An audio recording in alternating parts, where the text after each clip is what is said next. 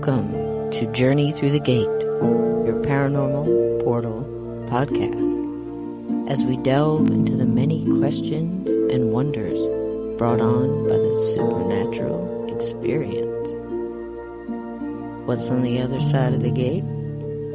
Let's find out together.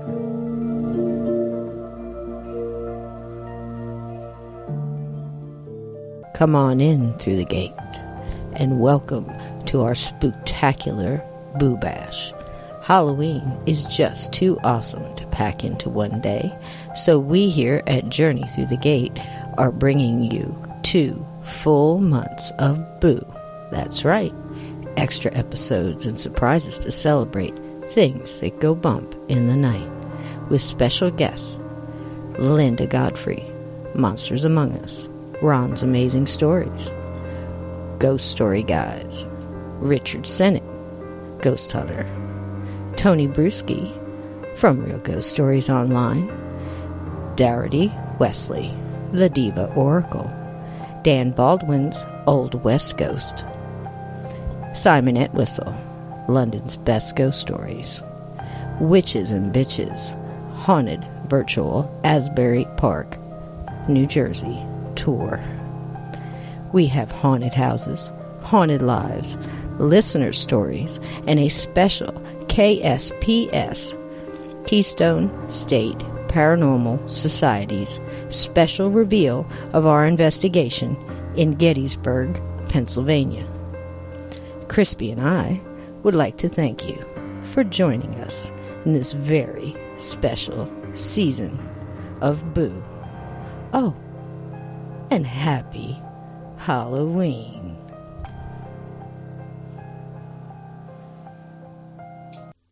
Hello and welcome to this side of the gate.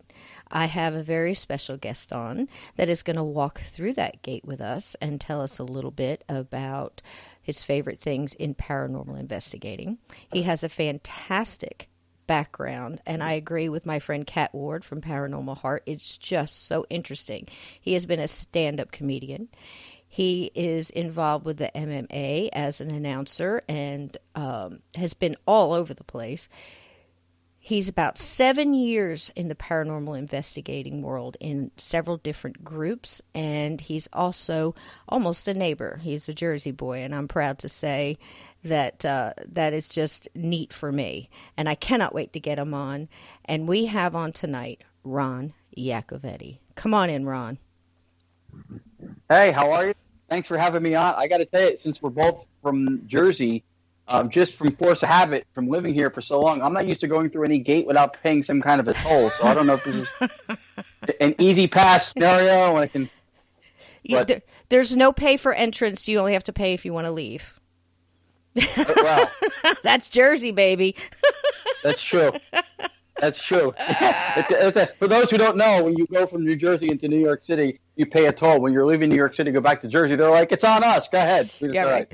That's so funny. That's so funny. And it gets very expensive. You really, anybody that comes to visit here, and they say, oh, I'd love to go to New York and go see the sights. And, and I'm like, okay, what's your budget? Because they're asking me for information. And I'm thinking, if you've got like $200-300 to blow, you could do that in a taxi, just riding around New York in like a day and not see anything. It's just, you have to really plan it out. Yeah. Do I want to cross a bridge or stay in a hotel for the night? Right. And I actually did that last week with somebody. They're going, oh, look, I could just come right in here to JFK and I could just shoot right over here to Woodbridge. And I'm like, no. There's no shooting from anywhere there. No, you don't want to do that. So, I mean, it's just, you really do have to take your time. We in New Jersey here will sometimes say, it's easier to go to Atlantic City and fly out, or Philly and fly out if you're doing that kind of a thing, than to go up to the city and try to navigate all that stuff, because everything's changed. You really have to know what you're doing, or know somebody who does that can help you through all that. So it can you can get tangled quick. That's for sure. How long have you been here now? I know you left for a while. You're originally from Jersey. Is that correct? Yeah, that's right. I grew up in Union County, New Jersey, which is not far from, since we're talking about transit, Newark Airport. Not the name drop, but I'm saying it. Hey. Newark Airport. And I lived in Los Angeles 14 years, from 2000 to 2014. August was 4 years now that I'm back in New Jersey, and all the paranormal stuff to kind of segue into what Right. the show's about. I started that when I lived in Los Angeles, and then I just kind of stayed with it when I came back here. That's so cool. And I was just wondering real quick, how was that? Was there a culture shock there for you? Because I know it was for me to spend all the time in Alabama and the South I did from New Jersey. How was it going from Jersey to Los Angeles? Not for me, because I was involved in the entertainment business. Right. I've been in, and I've done stand-up comedy. I've written and produced stuff for TV before. I've hosted stuff, sportscasting. So I was very much at home. I really loved it. My son's mom, my ex-wife, who's her and her husband are two of my best friends still. Just to kind of give a quick personal profile, they have a little boy who's 3 or so. I babysit for her son with mine. My son's 12, so we're all very, very tight. And she's a native of Queens, and I'll never forget the first week that we had moved to L.A. We had an apartment. We didn't have any furniture or anything in our kitchen or anything yet. And so we went to a Mel's Diner drive-in restaurant, which is like a famous dinerish kind of place. There's a few of them. And the waitress could not have been nicer over the top. Wow. And she walked away from the table, and my wife at the time looked at me and she went, "What is wrong with that woman?" I was because nobody in New York they're not that nice. It's not, so it was just really funny for her more. Yeah, that's too funny. And see, I had it's very similar to that, because I can tell you this, 4-way stops. In New Jersey, you're going to be in a 4-way stop, and everybody's going to try to go at the same time and be angry and maybe get out of the car and yell at each other because everybody thinks it's a rite of passage to go. And in Alabama, you're going to be sitting there because everybody's, "No, you go. No, you. No, please, you go. You go. No, you go." It's just totally different. It's just a totally different thing. So it's neat that there are differences in that. I was just talking to somebody from the UK last week, and he was asking me the differences. And I said, well, it's the same as being in Britain. In Wales, they have a certain accent, and in Scotland, and here we've got it in different parts of New York and Jersey. Everybody can kind of tell, even still. Even with all the melting and the moving, there's still a little bit of that. So that's kind of cool. And it was a cool thing in the beginning. Like when I first was out there, to be a Jersey boy in L.A., especially an Italian Jersey boy in L.A., was somewhat of a novelty. And then The Sopranos is the biggest thing on TV. So I'm like riding the wave. That's right. That's my background. Yeah. Then as soon as Jersey Shore came on, I'm like, I'm from Connecticut. I don't even know what you're talking about. Oh, God. I know exactly what you mean. I was in Alabama for that. And just again, I will state it. None of those people are from Jersey. No, I know. I know. But nobody knows that. I was like, nobody. Everybody's like, they're like, "Do you watch Jersey Shore?" I went, "Why would I watch that? That's where I'm from." Do you think people in Alaska watch Ice Road Truckers? No. Yeah, that's true. That's true. But, I could look at the bars. I mean, it made me homesick because I could look at the bars on Seaside that I, pretty much, I didn't want to say I grew up in a bar, but I grew up in bars. And, I mean, that'll make you homesick. They went to Point Pleasant or Asbury or something like that. And oh, wow. The life is so different because I literally grew up a block from the beach. That's when I went to high school. And, nice. It was a towel and a radio and your flip-flops, man. And that was it. And then you came home, you took a shower, you got dressed, and you went back for the nightlife. It makes a difference. So about that and about paranormal investigation, now you started in L.A. because that's when, it hit you. And I've heard the story how you and your girlfriend were kind of found that as a mutual interest, and you started getting into it and seeing on the TV that there were places close to you that you could get into and go. Is that correct? Yep.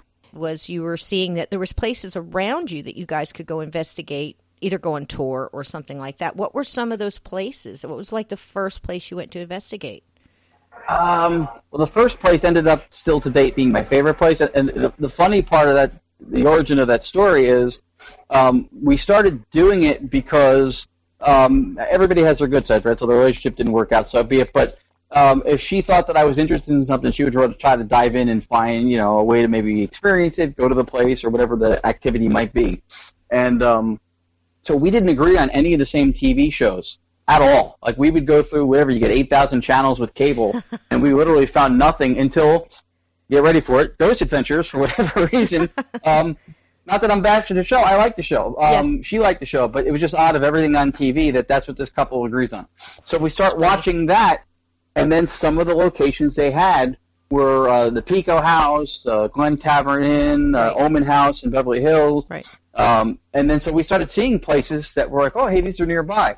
The first place I ever went, and we did it, and nothing happened evidence-wise at all that I know of really, and it was amazing still, was the Queen Mary in Long Beach, California. Wow. This place remains my favorite place to go, just because it's almost like, you know how when you go to Disneyland or a world, you kind of step into almost, for lack of a better term, I'm not trying to be cute here, a different realm. It's kind of like it's like a time capsule. You're almost in that period, and it's such a big environment, and it's not just like walking into a building. It's like an area. It's a village.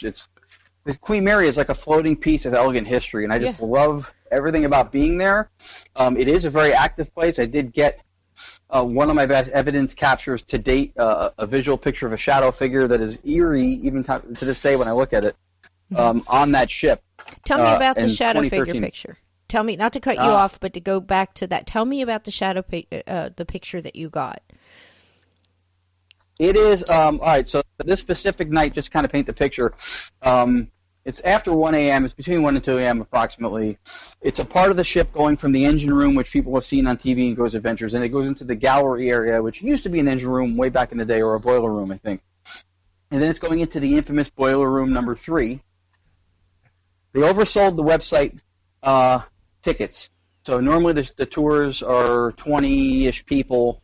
The gentleman who does the tour still to this date is a guy named Matthew Schultz from Para Explorer in San Diego. Does a fantastic job. If you're expert level or novice, he makes it fun and digestible. Acknowledges if you're an experienced investigator. It's a great experience. And so he's leading the tour. So he has his back towards where we're going because he stops to address the group.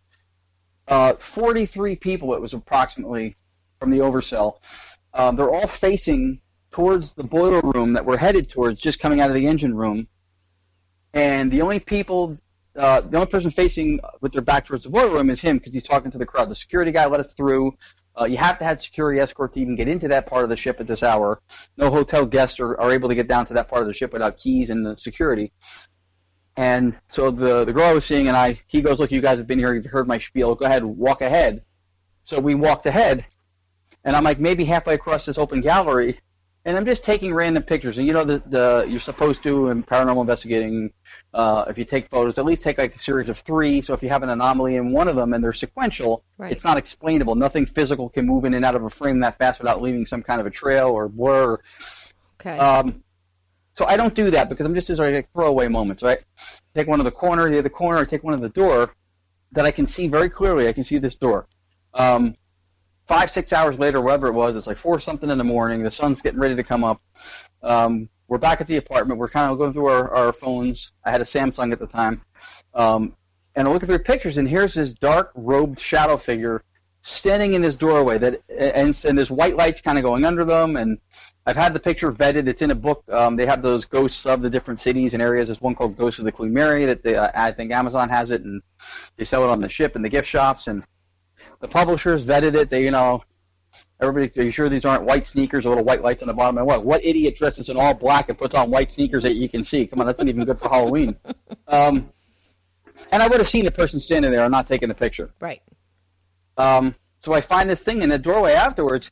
The funny thing is at the time, because of the tour was so oversold, we had a couple EMF detectors, and we were like, hey, let's kind of step outside of the room back in the gallery again and let the group move forward, and then we'll do the area behind them when they moved on a little bit, because he kind of let us have free reign. And I was getting spikes in the area around about that doorway, which didn't even occur to me as anything, you can't use a K2 there because you can get spikes all the time, so it didn't even register to me that might be something. Until later on, and I get this photo of this thing standing in that doorway. Right. I could send it to you afterwards. It's very creepy. It is one of the things that I'll look at to kind of give me the sobering reminder that skeptic or believer or whatever in between, we don't have all the answers, and there's definitely something unknown going on, because there was no chance there was a person standing there wearing anything, and I wouldn't have seen them. I've had a similar experience, man. I hate to bring it up on your interview, but just because you might have some input on this, I was in Gettysburg in the wheat field, and at the time I wasn't doing any kind of investigating at all. I was just, basically paying homage to fallen brothers, as far as I was concerned. But when I started to walk up into the wheat field, it was about 4 o'clock in the afternoon. I even told my sons, listen, the energy here is so heavy. I'm having a hard time breathing. I don't even want to have to worry about you guys. You guys just go, go do your thing. I'm going to be 15 minutes here. So I'm standing in the middle of this wheat field, and I cannot explain to you. I know you've been to battlefields and stuff. You get the idea that it's so heavy. I can't even explain how hard it is to breathe. You could breathe in shallow. I mean, it's just cumbersome. And I'm standing in the middle of this thing, and I personally have some abilities to be able to feel them coming at me and standing around me, and their anxiety, their pain, all this different stuff. So I'm just getting overwhelmed. And at the time, the only thing I could think of to do is my go-to to lift it. I'm a blues singer, so I decided I'm going to sing a song. And I sang Amazing Grace at the top of my lungs. It's all I could think. I wanted to pick something they would be familiar with because it's an old song. And it wasn't Union or Confederate. It was universal. At that for that way anyway. Neutral. Right. So I sing that, and tears are streaming down my face. Now, because I'm also Native American and trying to be respectful, I didn't want to take any pictures without permission. So I said, I feel now that everything is lifted a little bit. Do you mind if I take some pictures just to remember where I stood here? And I did what you said. I took a succession. But I did it as I turned. So I'm doing a complete 360. And I'm taking click, click, click, click as I'm turning. Just so I could remember the field because I was standing in the center. And on the 6th picture, not in the 5th, not in the 7th, it would be looking across the field towards, I'm going to say Peach Orchard, I could be wrong, was complete, thick, pink mist. Never heard of pink mist. I've seen white grays. I've seen dark masses. I've seen even a green kind of a glowing kind of mist at night over fields and things. Never saw, this is not even a soft pink. It's like a hot pink. Never seen it before. Wow. Nothing in the picture before. Right next to it. And as I'm turning, click, turn again, completely nothing. And nothing in the others. Now, I personally know that I wasn't smoking a cigarette or drinking a hot cup of coffee that could have missed it up. Plus, the mist was going in the wrong direction. There wasn't anybody with a fog machine and a pink gel filter. But, that's mine. And the same thing happened to me. It was like 4 or 5 hours later. I happened to look at these pictures in the car going home. Bam, there it is. And that's mine to look back and go, there's something, there's something up here. And I love how when that guy Matthew does the tours in the Queen Mary, he'll tell that to everybody. He goes, when you leave here, and this is for any investigator in any location, you're only half done. Mm-hmm. You have, if you recorded sound, if you took pictures, you have evidence to go through. You might still find something. Just because you didn't feel something touch you or something didn't happen, that you couldn't explain in front of you, doesn't mean you didn't get anything. Yeah, it's crazy. The whole photography thing is nuts, man. Even going back to, like, if you remember when you were younger, you'd see things where people were getting a lot of stuff on Polaroids. And if you ever watch Sightings or, Unsolved Mysteries or whatever in search of, they would take it out of the pack and they would make sure it wasn't open and they put it in the, that whole thing, trying to prove that we didn't put anything on this. And now, talking about tech, most pictures now are taken on, like you said, Samsung. You're taken on the cell phone, or something else similar. So it's amazing. And it seems that in some ways, I think it's different how they can imprint on those. I've even seen people looking at the same photo and have a full picture, at least a half apparition behind somebody, and have maybe 2 out of 5 people not even see it looking right at it. And I can't explain that. Have you ever experienced that? Not, you kind of, yes, I guess I would have to say yes.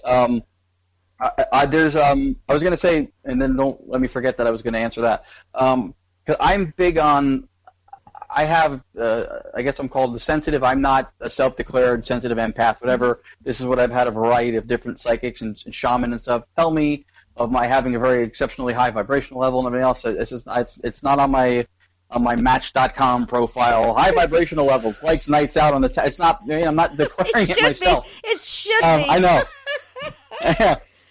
But So I have a certain amount of investment in that side of it, like what you said you do, and exploring that, and then being able to cross pollinate with the tech side, and I like the tech side too. And one of the things that I've said on a number of occasions with the tech is that in the same ways with communications and captures with the Kinect SLS camera and things where we can kind of validate and kind of get more than one way to corroborate evidence, because of the tech advancement, it also in some ways has set the field a little bit back, because now every time people get any kind of compelling evidence, there's a whole contingency that goes, well, that was probably hoax, it was probably fake, there's an app for that, yada yada. Right. So you have to kind of go on the honor and credibility of who it is you're talking to or with.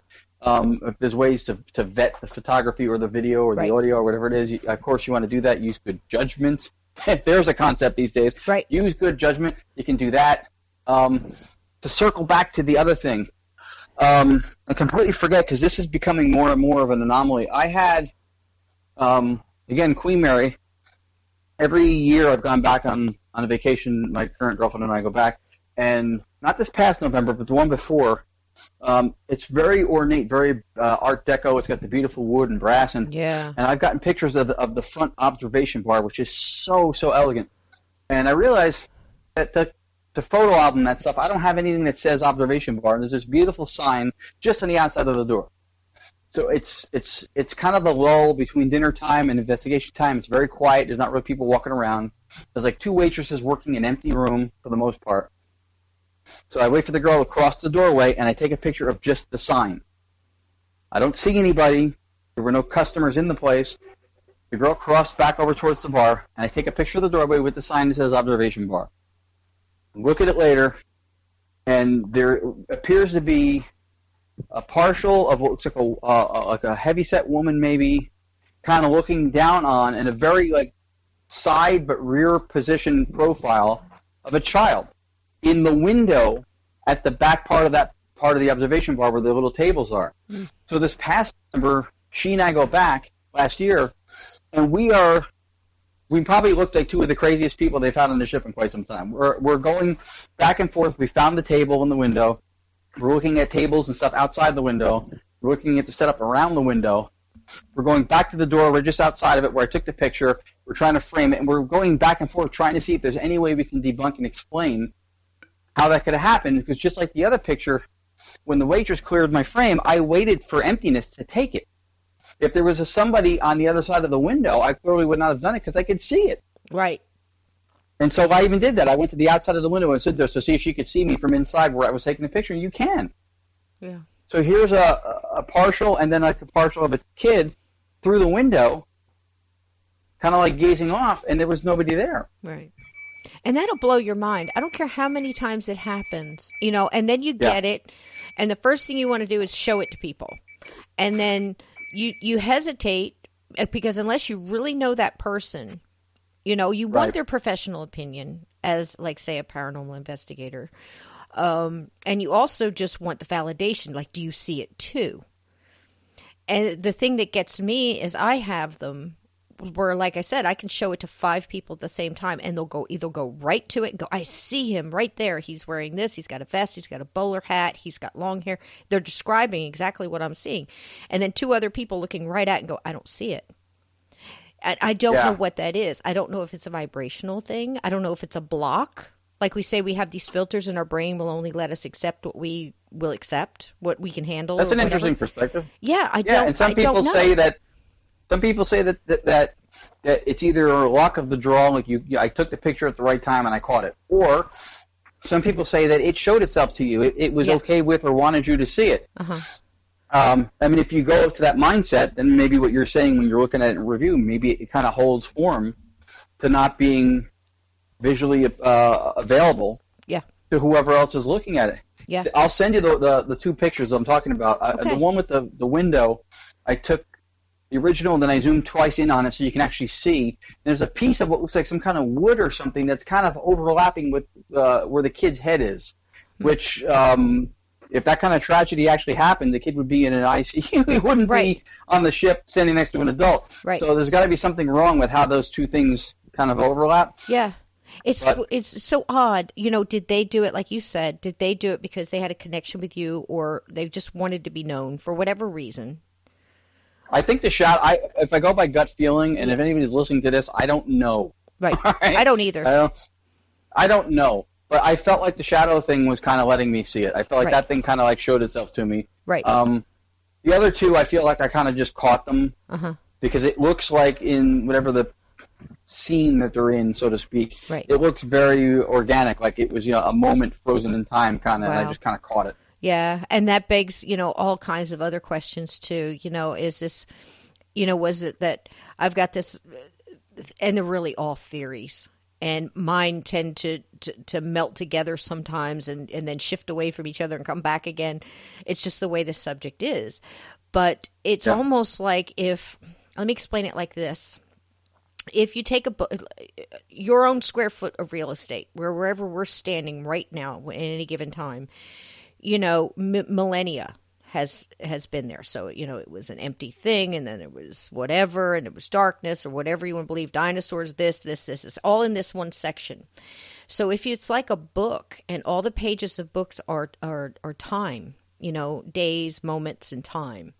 And if you take, like say some of those pages get wet, and you start to see that bleed over of the print from the other page. You see what I'm saying? Is it something similar to that, like a time melt somehow? It thinned out enough for you to catch that right then, or it could be 10,000 other things. No, we don't know. We don't know if it's alternate dimension. We don't know if when we die that energy goes to another dimension. We don't know if it's the living we're even communicating with, or if it's just an alternate reality. There's so many unanswered questions. But that's what we makes don't know. it And some of the science that kind of speaks to it, I kind of find it cool. Like Rutherford's the gold foil experiment, when they positive charged +2 ions and fired them at a piece of gold foil. And that was actually when they discovered the nucleus of an atom, because what happened was about 4,500 of the 5,000 passed right through the foil like it wasn't there, and the other 500 or so deflected in different directions forward as if they hit something. Those are the ones that hit the nucleus. So that was not only a scientific breakthrough, but it also speaks to the fact of where you can say, just because between you and the wall you don't see anything solid and of substance, doesn't mean there's nothing there. True. And then you've got all the other stuff. You've got, if you want to bring in experiments, look at the Philip experiment, where I forget what college it was at this point. But, I'm always sitting there going, okay, well, did they really create the entity after speaking and trying to come up with all these characteristics and everything else about the entity, and then the entity was developed such as a tulpa? Or was there an entity there that saw some open minds and some cracks in the windshield and went, okay, and put all those thoughts in their mind, which made them think that they were creating, like Slender Man. I just don't know, chicken or the egg. And I don't think we're supposed to know, but boy, it's fun digging into this stuff and trying to figure, all the possibilities. It's just a wonderful subject. We could talk. Yeah, that's why we do it. It certainly doesn't come with a dental plan. No, it doesn't. And so many people are doing this, their own gas, their own costs, their own, we're putting out podcasts and paying for it out of our pockets just so we can talk about it. We're a special kind of Looney Tune, but we enjoy it. It's exciting. It's exciting that, that there's so many people, because you were referencing back in the day when it was just, Robert Stack on Unsolved Mysteries or whatever. You couldn't really find this stuff, and now it's everywhere. Is every show good? No, but you know what? Sitcoms are everywhere too, and they're not all good either. So it doesn't speak to the field. It speaks to the quality of that specific production. Is there something educational from these shows? Yeah, you can learn stuff. Sure. If nothing else, it's just like anything else. You take any reality. And the first person that thinks that everything is happening there is reality, it doesn't mean that they're faking it. It doesn't mean, could the producers be doing something? Could they be knocking on the wall and the people completely unaware that this is happening just to juice it up? Sure. Doesn't mean that it's happening just because it can, But we are getting to see the inside of places we normally wouldn't. I love the ones that give you a little bit of history because I'm a history nut myself. Yeah. I love that. I love the backstories. But the thing that gets me, Ron, is this. Even if you had the best investigation ever, I mean, I just came off of one of my first that I actually did with a team, with the equipment, because like I told you in prior conversation, I don't understand any of the equipment. Even a recorder, a simple recorder, is it the first time it's been used? Could there possibly be something on the tape? I mean, I just don't have that kind of time I got enough to commiserate about. I can't, you know what I mean? Yeah. I don't understand it. Now, if I'm there and I'm in a room with one other person and there's a flashlight sitting on the table and I say, is there anybody here? Can you please turn that on? And it goes on. Can you shut it off? Bam. And then you put another one there and it's doing the same thing. I can't tell you why that wouldn't be something manipulating it. I don't know anything about electromagnetics. I don't know. And so, yeah, you're applying a mindset to that. And I've seen the flashlight thing before. Some people think it's the best thing ever. Some people think it's hogwash. Uh-huh. The truth is, and this is how I look at all this stuff, even with communication stuff, with the ghost boxes or the apps or whatever else, timing and relevance has so much to do with it. Mm-hmm. If the thing lit up and then shut off on its own, could it be paranormal? Maybe. Mm-hmm. Did it on command when you asked it to? That narrows down the funnel of whether or not it could actually be something paranormal, because now you're talking about something that's working on command. Right. And so, yes. And that's I apply that to the ghost box. When you use a spirit box, people who don't know how it works go, oh, it could be radio bleed through. Do you know how fast it's sweeping through? Can you read that fast? Yep. You're not getting syllables or anything. It's just blipping through. Yep. If you ask for your name and it says your name, and it's sweeping at 150 ms going backwards on FM, it's not likely that you're getting that if you understand how the device works. Right. And as I think I said it before, if that's radio bleed through, I want to know what station it is, and I want to apply it to other contests because I have incredibly good timing. Yeah. That I got my name at the same moment I asked for it. Absolutely understandable, and it would be almost the chances of it doing that would be not just astronomical. I think it's almost impossible. Especially if you have a name. I've seen it. I think I know what. I'm not a tech expert. I'm not even a tech novice. I mean, I know very little about. In fact, some of it annoys me. Yeah. Well, some of it annoys me to the point of I really don't understand that, and now it's messing up what I'm doing. So if you're going to use it, take it over there, and then when I'm all done doing what I got to do, because I have to stay so focused. Yeah. And I'm not that good at it. You know what I mean? It takes everything I have to fight off this over here so I can talk to this one, if that's what I'm doing. Tell me after. And then you tell me afterwards that at the time I said, is there anybody here that needs help? Turn the flashlight on, turn it off, turn it on, turn it off. And they do it.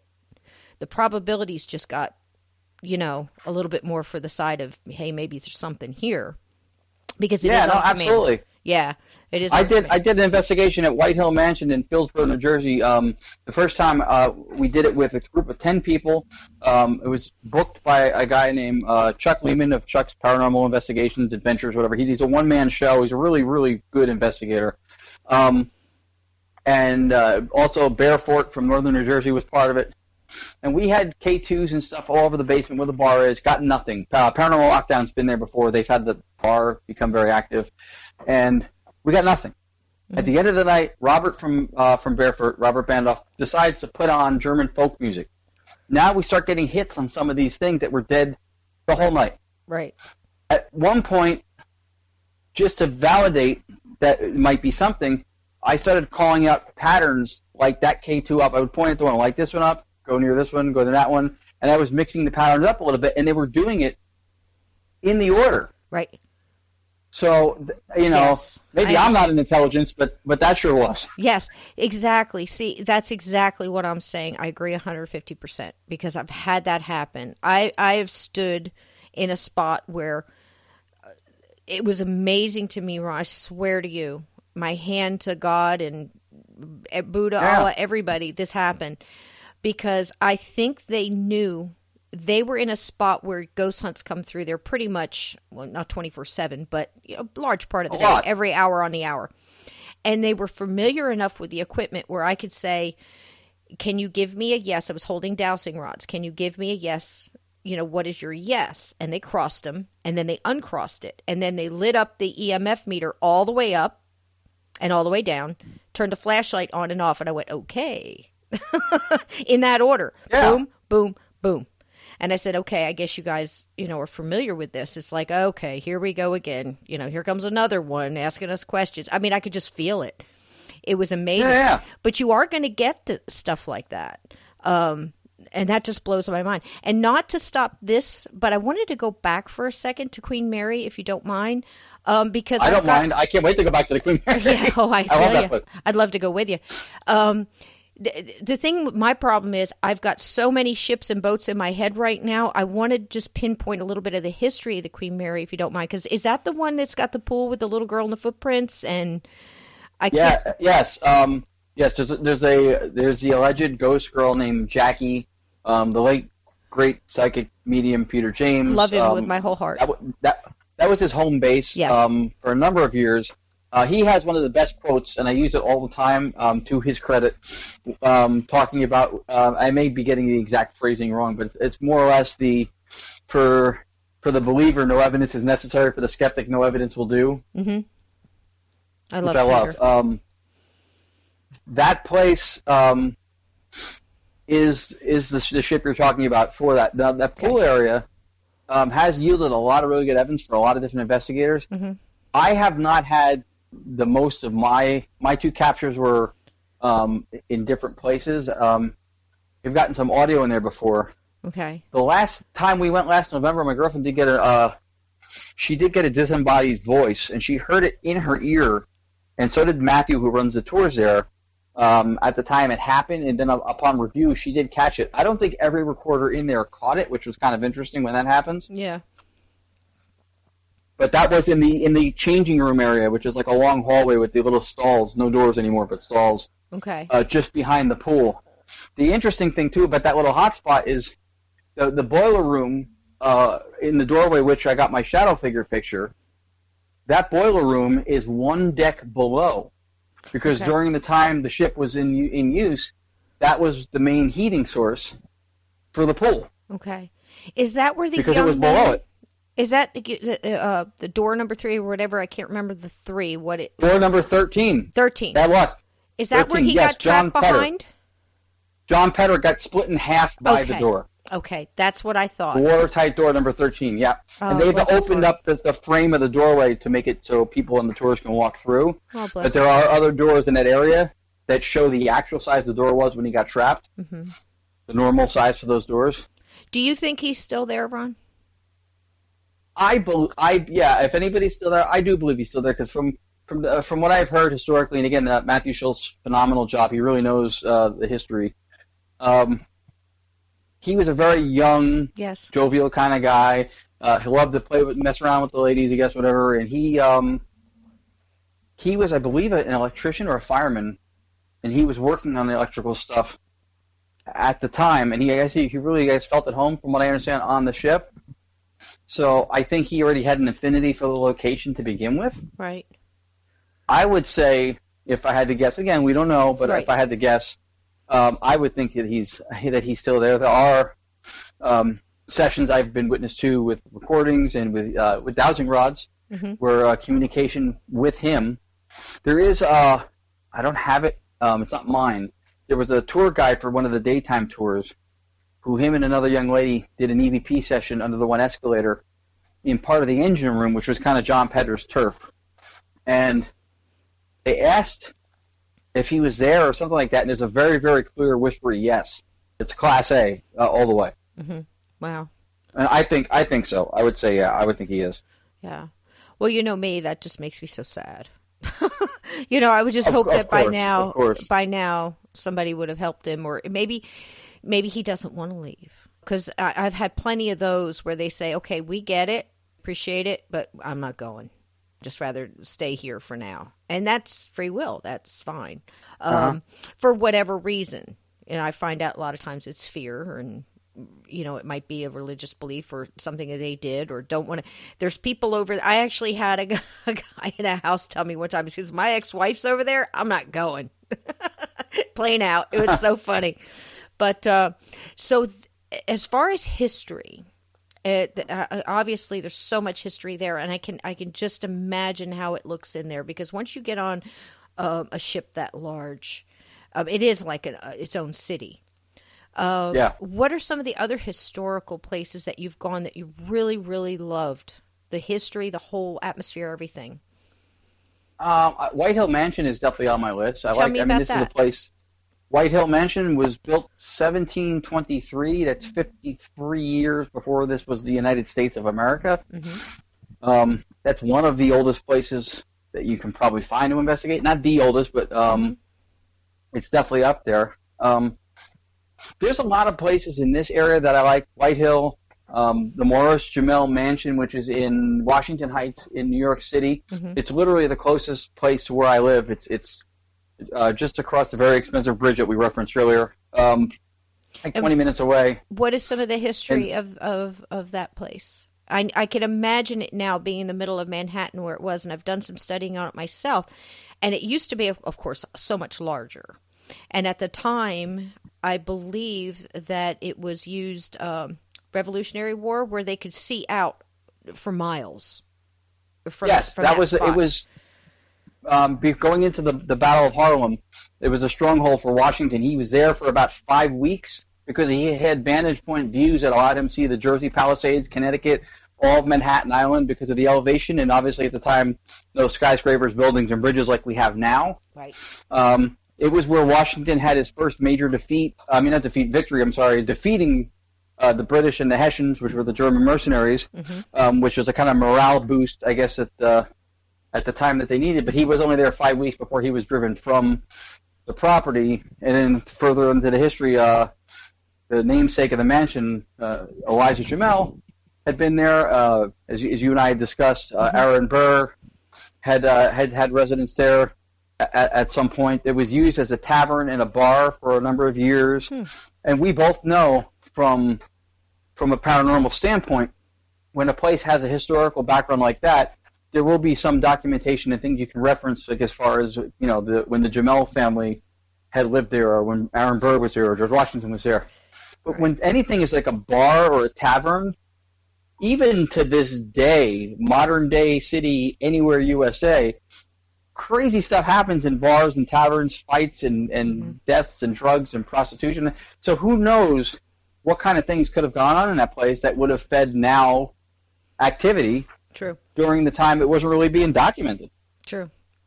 Yeah, I mean, I just think it's amazing, and I've gone on the virtual tours of it. I've never been personally, but I've gone on the virtual tours of it, and it's just beautiful the way they have it, the grounds and everything else. Yeah, and it was also made famous way back in the day. I want to say early '60s, I think, when Hans Holzer went there and did an investigation, and I think the whole thing got spurred because a class of school children, I forget what grade, went there to go on a tour, and they were waiting in the yard for the caretaker to come and open, and being like the front yard, okay, and they were making a lot of noise, just the kids will do, and right then a balcony, I believe, up on the second floor, came this woman in period dress, and she told them to shut up and quit making a lot of noise and went back in.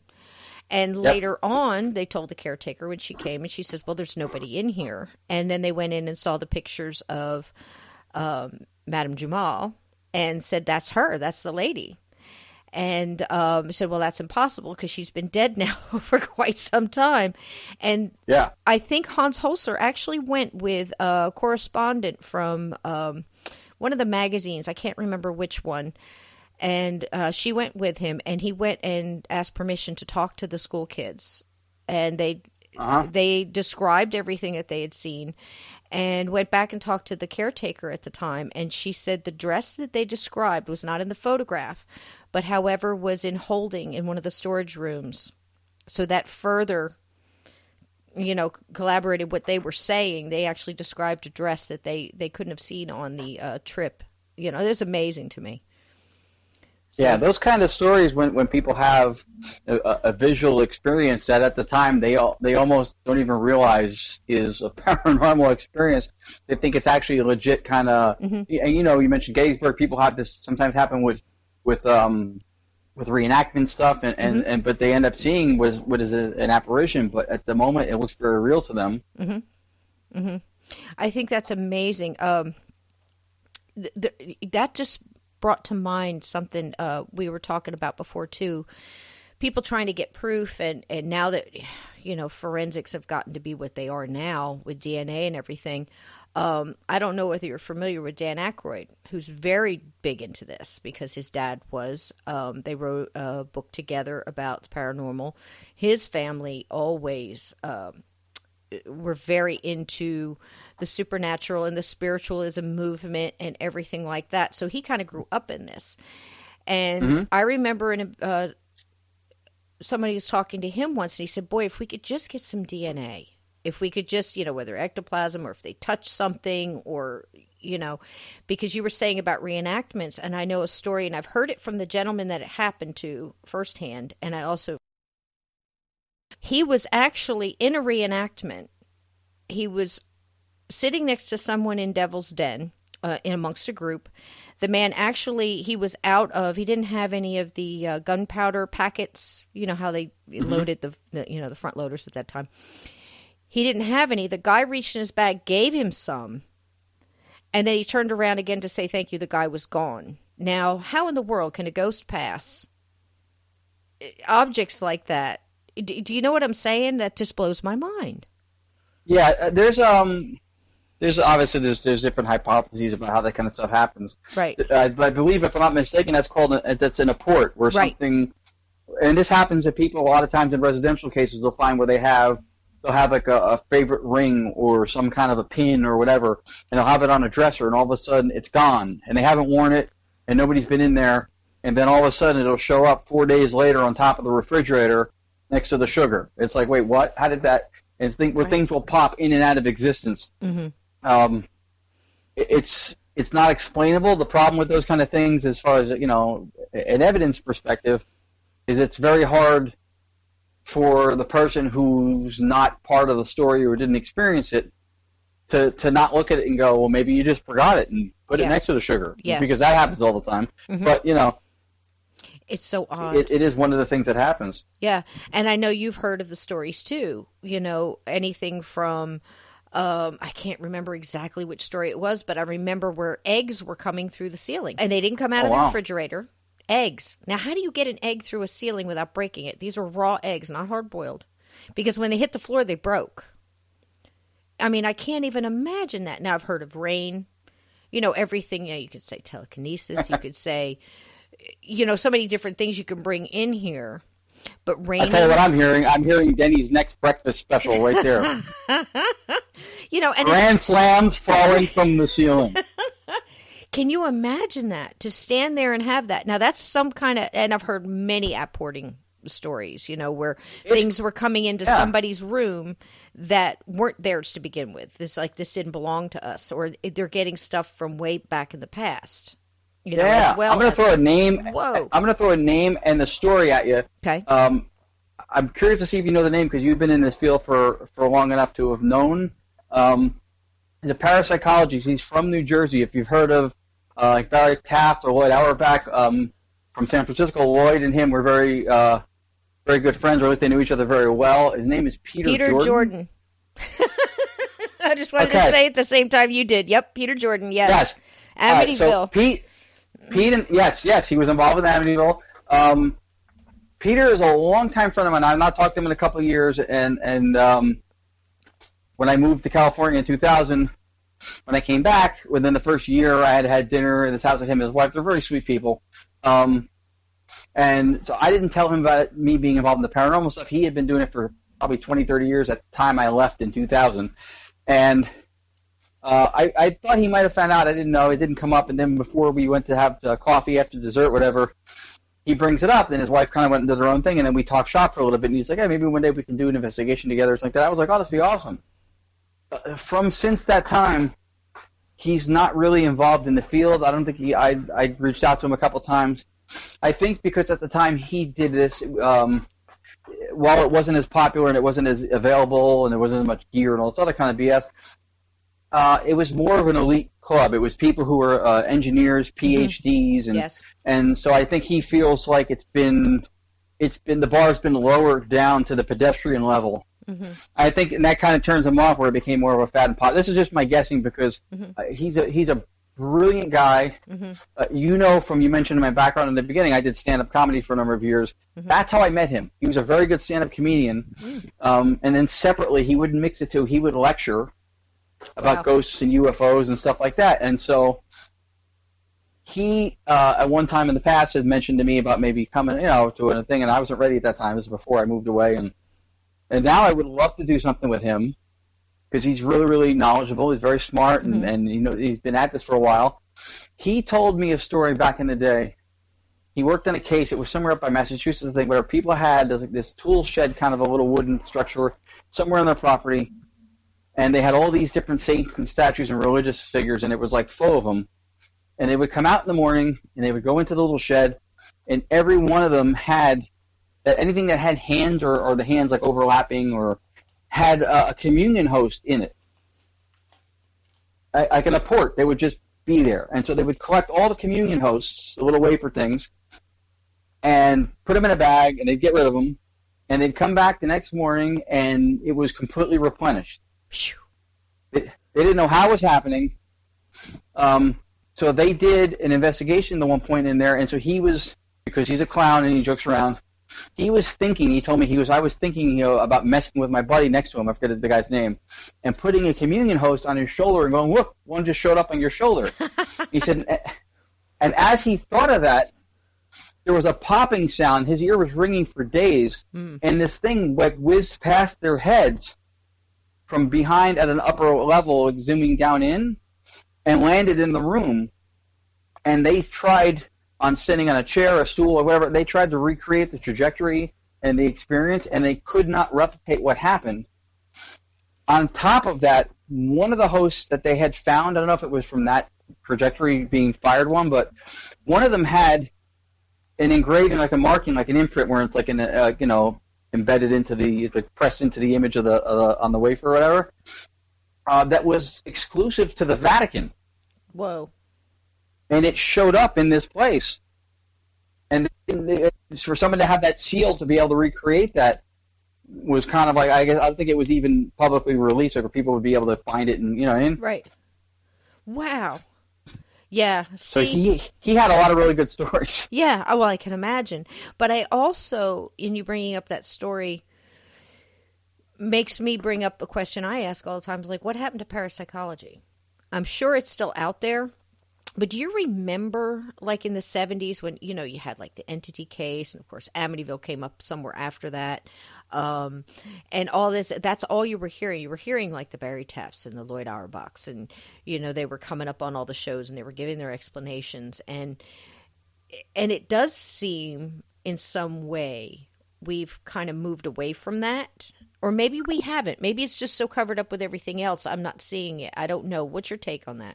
All right. So, I mean, from how I'm seeing it, and this is my experience, I think one of the problems with the field is that you have people like Pete who because of the fact that it became trendy and popular, kind of pulled out of it a little bit. And when people like that withdraw from the field hurts for it, I think. It's not, that's one of the people who would put his experience, whether he's all right, all wrong, or somewhere in the middle, that experience is no longer being pollinated throughout the younger generation of people coming up. And so when people complain and, they're getting everything from TV, well, because your ass isn't out there anymore.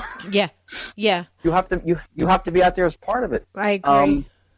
And parapsychology is kind of like, it believes, I think, right, and a lot of the stuff is related to the human mind, and be it like through PK energy, or that some of it's not necessarily of an intelligent spiritual origin, but rooted more in the person, kind of like how some poltergeist activity can originate. Yes. And I think the combination of those people pulling back and not being ever present anymore, and I think what's replaced it, and it's kind of sad, is the hardcore staunch skeptic who's agenda is completely driven by just trying to debunk and explain everything away. Mm-hmm. Can a lot of things be explained away as rational? Absolutely. Mm-hmm. Can everything? No, because if it was, we'd be done with all this stuff and we'd be on to some other kind of thing like badminton or playing water polo. Mm-hmm. That hasn't happened. Mm-hmm. So the parapsychology would take a methodical and intellectual approach towards trying to explain and get into the root of activity and things that were unexplained. Right. The skeptic that's driven by an agenda is never ever defined by their accomplishments. They're always defined by their agenda. Mm-hmm. Key difference. Mm-hmm. And for those people, they take a certain set of tools in their tool belt, and they just use them. Like you'll hear pareidolia. Is pareidolia where your mind, your ears, and you hear something and you kind of finish it or Mm-hmm. kind of shape it into what you think you hear. It's not class A or whatever. Mm-hmm. Yeah, is that a real thing? Absolutely. But the problem is that the people who are completely skeptical-minded, they throw around pareidolia like WebMD throws around headache. Yep. No, I have a headache. What is it a symptom of? Oh, it's a symptom of death and cancer and tumors and allergies and it's a symptom of headache too. You can't. It doesn't explain everything. It doesn't explain everything. When a room full of people hears something and it's class A, right, and then you go to the timing and relevance that we talked about with right, when you're trying to incite a response, and that's really really hard to just say. Oh, it was a collective. Right. Misunderstanding or pareidolia, across group a group hypnosis. of years. No. Group Yes. Group hypnosis was one that I always, got to. But, and I agree 150% with everything you just said. Absolutely. And I think it holds a lot of water on that. And I do wish in a lot of ways the parapsychology part could get with, because there's so many good teams out there, Ron, that are really doing a great job. You're never going to hear from them. I mean, they're not going to get the show. They don't want the show. Do you know what I mean? Right. There are people out there absolutely. doing it who want the show. And then I've known people before the show and then after the show said, wish I had never done the show. Because it was a great experience on this side, but it wasn't anything like I thought it was going to be. And it just changed everything for them. And I get that. I had a little bit of a theory too when, if you go back to really thinking about it for a solid, couple of seasons, it was Ghost Hunters. Well, if you read the books that those guys did, if you talked to them about the stories that they did beforehand, before it really got together, and then what they wanted when they went in, what it turned out to be after about 2 years, and then 3 years, and then by the 4th year, the evolution of the show. Oh my gosh, yeah, because of what the producers wanted, or the executive producers and stuff wanted. Even though they had a hand in it, it was just it kept getting pulled away from what they really wanted to do, and then you get stuck in it. You get stuck in it, and it just keeps going from there. But my point is, when they started out, they said, okay, if we just go scientific, if we go at this trying not so much to debunk everything, which is a word pretty much made popular by paranormal reality TV, to disprove, and whatever we're left with, it's very possible that the place is haunted. And then you go in the beginning of those shows where they would sit at the table at the end and, well, is he going to say it's haunted? Because so rarely does he ever say it's haunted. And it got to be about that. They took all the feeling out of it, and I don't mean their heart. I mean sensitivity. You don't want to bring a medium in here and ask her what she's thinking or what she's feeling. You don't want to bring a psychic in here. You don't want to have any of that. Let's take all of that out and just deal with whatever we can call science. And proof, evidence. Right. So here's the fun part about that. Yes. Science, at one point, said that the world was flat. Science, at one point, said that everything revolved around the Earth. Mm-hmm. So what science knows, it knows, but if it hasn't already disproven the entire existence or possibility of ghosts and the paranormal, all that stuff, it doesn't mean, because you can't prove it, that it's been disproven. Mm-hmm. It just means that the advancement to be able to fully prove or disprove it hasn't been reached yet. Correct. I agree 100%. And that's what I'm thinking kind of happened with the TV shows. Because if you look back, I don't know how far back you can go. I can go a lot further back than you can. I trust me on that. But, I mean, we barely had anything to show us. I mean, if you went to the library and you talked to the folks who would talk to you, usually the older community. grandma, grandpa, their friends, the, guy next door. That's where we got our stuff from, and trying to look for that data. And then, you got your few shows, like maybe you get real lucky around Halloween, and Search Of would do a ghost show, and it would be based on the history of the property. And, I remember all that. Oh God, it was wonderful. And you'd just be glued. I'd be like 10 inches from the TV, you'd just be like, oh my God. And then it just started, of course, Unsolved Mysteries. They would give a lot of the history of it, and then usually a reenactment of whatever. It was so interesting. And then the parareality would come through, and they took, a little bit of that away. Some of them would do a little bit of the history of the property and the legend or whatever, and then they'd just go through and, something touched me, or whatever. But you got to see the properties. Now I'm starting to see from the groups that I speak to, and there's so many good groups out there. You've mentioned several of them. I know some of the people in passing from Twisted and or with a twist, and some of the other ones. And now it seems like almost we're starting to go back and melt the two together. We're taking the tech, we're taking the heart, and we're taking the feeling and the sensitivity, and we're trying to do something with all of it. And wouldn't it be neat if we added the parapsychology to that? And I think some groups are. Yeah, so two things about the entertainment side of it. Okay. One, it's entertainment. If you want people to watch, it has to be engaging. Mm-hmm. And, ghost hunting can be sitting around a lot, and it's not entertaining to watch its pure form. I'm not suggesting that people do or should fake things, but the presentation and the editing of it is done for a reason. My preference on TV shows was Ghost Adventures over Ghost Hunters, because I liked how when something happened, they did a replay and they showed it from the camera mic and the audio and everything else in the moment, kind of how it happened, or at least that's the way they presented it, that it happened in the moment. Instead of doing it like at the end of the show with the reveal, the way Ghost Hunters would do, I felt like that was disconnecting a lot of what happened between when it happened and the end of the show. Okay. The other thing I think is that because there's so much of it on TV and available to watch online and everything else, I think that now a lot of people who are doing stuff are trying to find, and this happens in everything, trying to find an original hook or an angle to take and present on it so that their show picks up an audience or gains viewership purely from that angle. Mm-hmm. At the time when you're talking about way back then, if you had anything talking about ghosts and legends and the historic stuff, and then they did reenactments and the creepy stories, it was such a unique and novel thing that as long as it was a decently produced show, it was engaging and exciting. But now there's choices, and so now I feel like in some ways the people feel like they have to step up their game.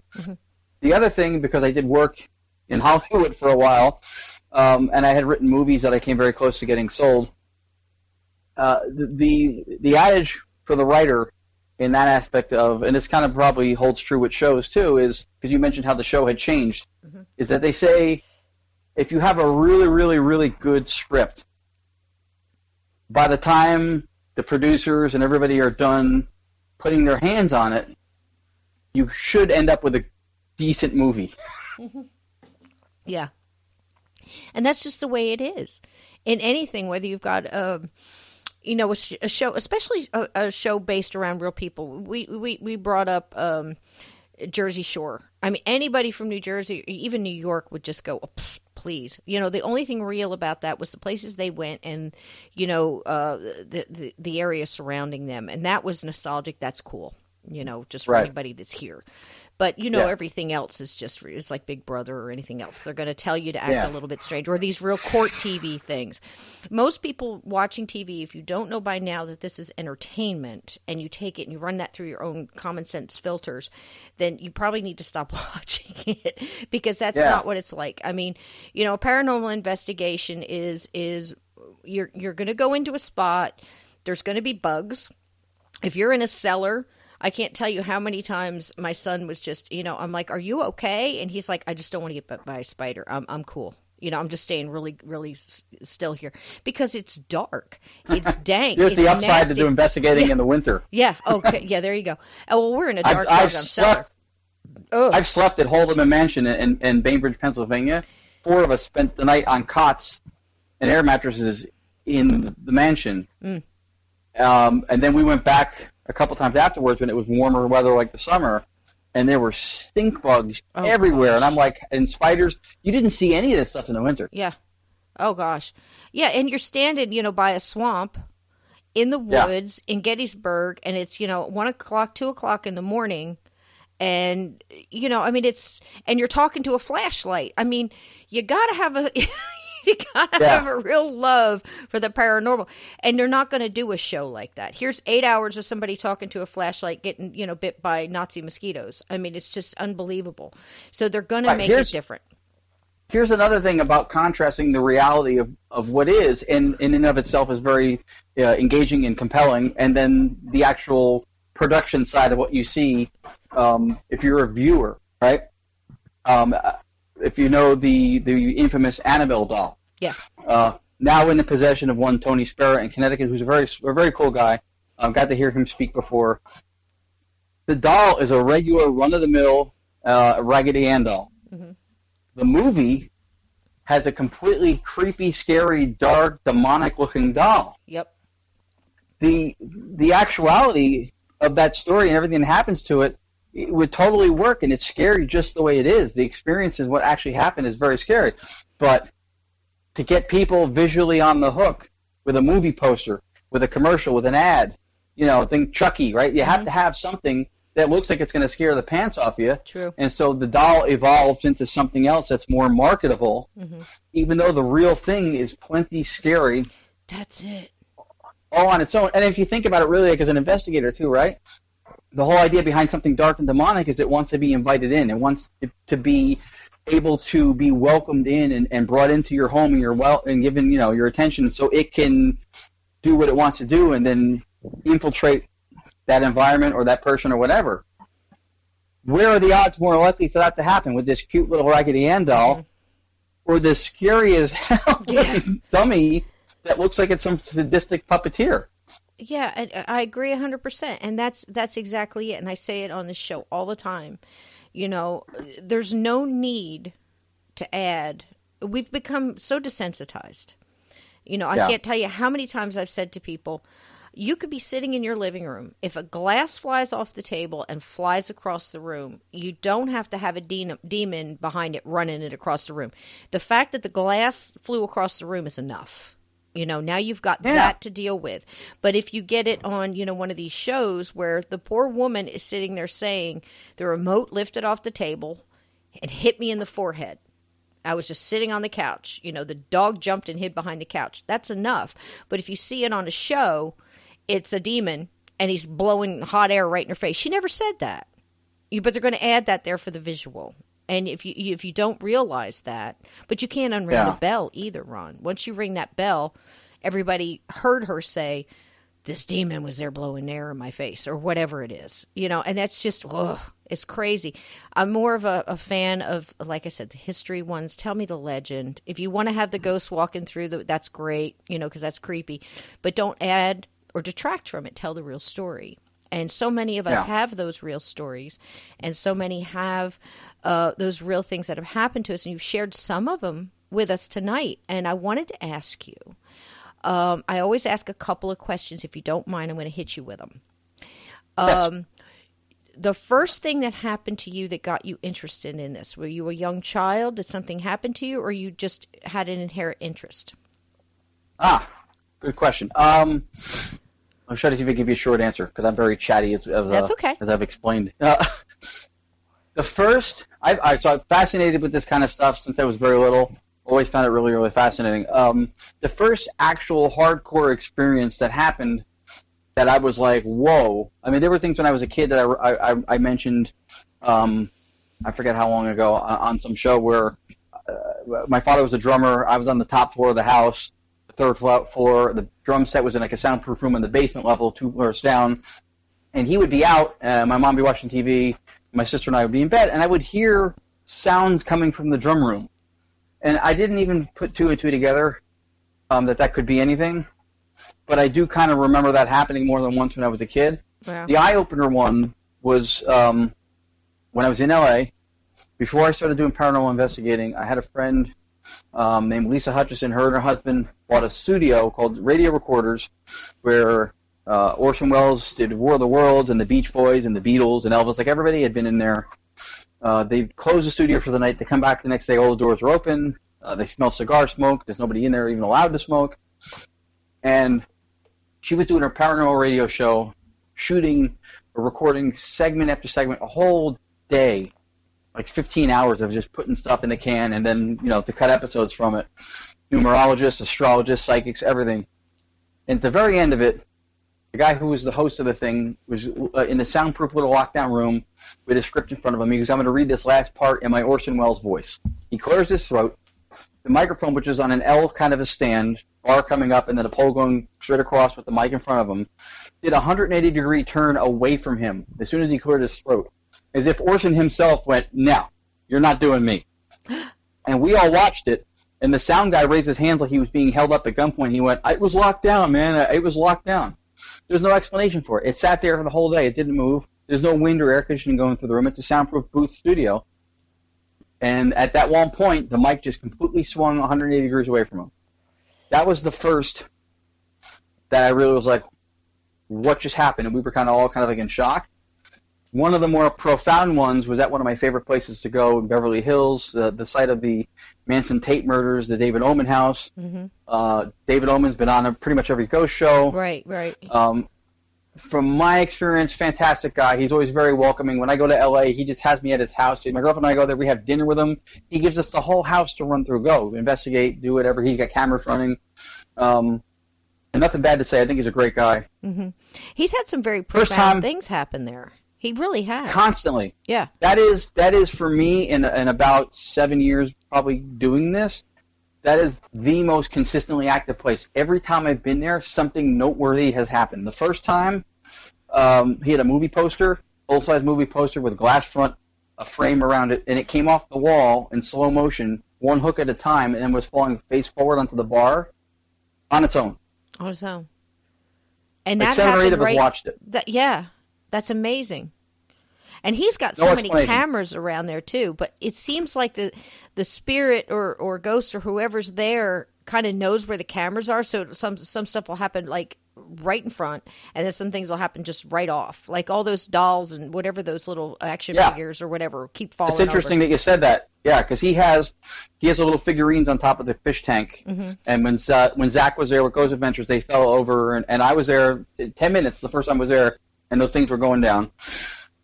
The movie poster was on this little piece of wall that separates the bar, which is open to both rooms, the fish tank room and the living room. And so it separates between those two rooms, and there's a little piece of wall at the end of the bar. That's where the poster was. The cameras were crisscrossed around that because the two hot spots were on the sides of that in those two different rooms, not on that little piece of wall. So when it happened, no camera caught it. There was a team that was hosting the event. They had cameras all set up with a command center in the garage with all the monitors, and nobody caught that. It's wild. It's like right off camera. They almost know it. And I've heard that multiple times from people in houses that are still active or that they've just left. And I've heard of everything from the cameras being turned away and then something happening, and that being caught on camera, the camera turning away. It just seems like in some cases they're intelligent enough to know. I mean, why wouldn't they? I've seen things move in that house. I've gotten Class A EVPs, disembodied voices. I had what was like a conversation with allegedly the spirit of the first black heavyweight champion, Jack Johnson. He has a memorabilia room on the second floor. Jack's hat, some of Jack's possessions, posters, and boxing magazine covers from back in the day, and tons of Jack Johnson stuff. It's actually spilled out into the hallway. He has so much. Mm. And my ex-girlfriend and I were in there, just the two of us, and we were starting to do a session, and she goes, maybe we should ask if it's okay if we're here. And then I said something like that, and then I heard disembodied voice, and it's on the recording. I heard this whispering, I'm here. And I immediately went, where? Because I was like, in my head, I'm like going, holy shit, did somebody just respond to us? Right. Somebody just responded to us. So that house, and on Ghost Adventures, Barry Taft said it was a geomagnetic anomaly. It's the most consistently active place I have ever been on both coasts. Bar none. And if people are not familiar, I don't know who could be interested in this subject and not be familiar with the David Oman house. That is a house that was built just off the property of the Sharon Tate and was it also the La Bianca, or that was further away? No, it was it was the same incident. What happened was is that the original mansion was torn down in '94, Right. and broken up into like I think 4 lots. And so David and his father built a house on one of those lots. And people will ask, because we still have people in this who don't. You'll still have people that go into a house and go, all right, did anybody die in this house? Well, if you've been in this long enough, you know that it could be somebody down the road. It could be somebody attached to something. It could be somebody attached to a person, an object. It could be, just a wandering lower vibrational ghost that just attracted to the light that's in the house because of other spirits. So it is 100% possible that they could be attracted to David. I think I've heard him speak before. I do think he has some kind of sensitivity to this. I don't think he went into this. No, I think he has that light, and he's very interested, and he, he wants to be accommodating. He doesn't want to hold it back. There's so many people that have a situation like that. And I think maybe that's where people might get the wrong idea. Oh, he's just trying to get. I don't think he is. I think he's a nice guy who wound up on this property, and he's got a little bit of a sensitivity, so people are drawn to that. Now, one of the saddest things, and I don't know if you're aware, but I don't know how you couldn't be at this point, that I saw him present one time was an orb. And he's got a lot of orb photography, but the one that got me was, and I think it got him too, was an orb that almost looked like an orb within an orb. And that seemed to be what he felt was Sharon, because she was pregnant at the time. Have you ever seen that picture? Yeah. I feel like I have, but like way back in the beginning when I first went over there, because he does a really nice job. He makes hors d'oeuvres and food for people when he does the public investigations. That's so cool, yeah. The host for everybody. Yeah. And he gives you a history. He shows you. He has some of the gear he lets people use. He has photos of the property from before he was even there, and he shares a little presentation kind of with people. He could not be more accommodating when he does an event. Right. Yeah. He is definitely sensitive. Yes, I think so.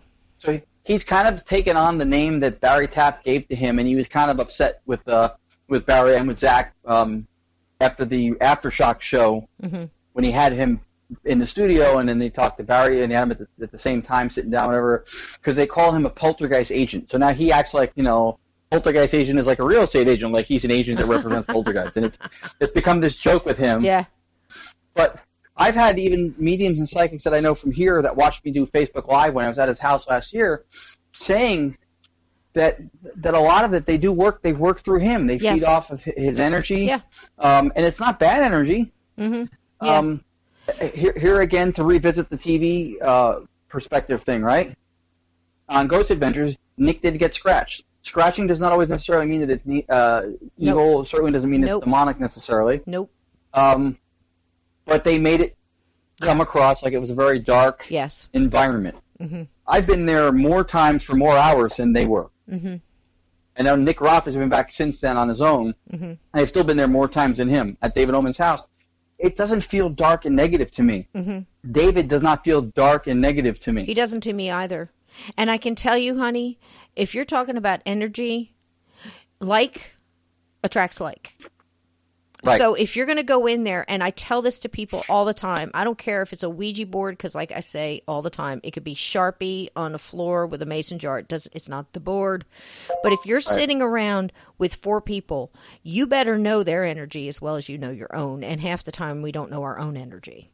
So if you're going into a place, there are going to be things that are attracted to you if you're depressed, if you're angry, if you're a skeptic, if you're negative in any way, if you're addicted, or we could just go on forever. Energy is energy.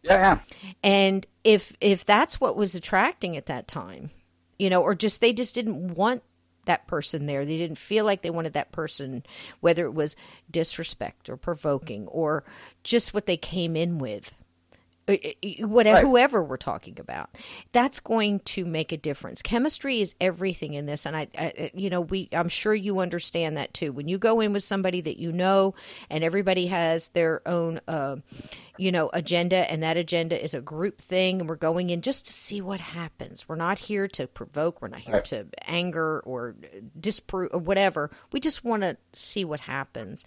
And your energy is the same. You're going to get a much better investigation. You told me about one where it was just, and I've heard multiple examples of this, where if you're dealing with, say, a woman from, say, Victorian times or whatever, and you've got a bunch of men in her bedroom asking her questions, she's going to be a little put off by that. And then you moved Right. out all the men and you left just the ladies, and they got response, did they not?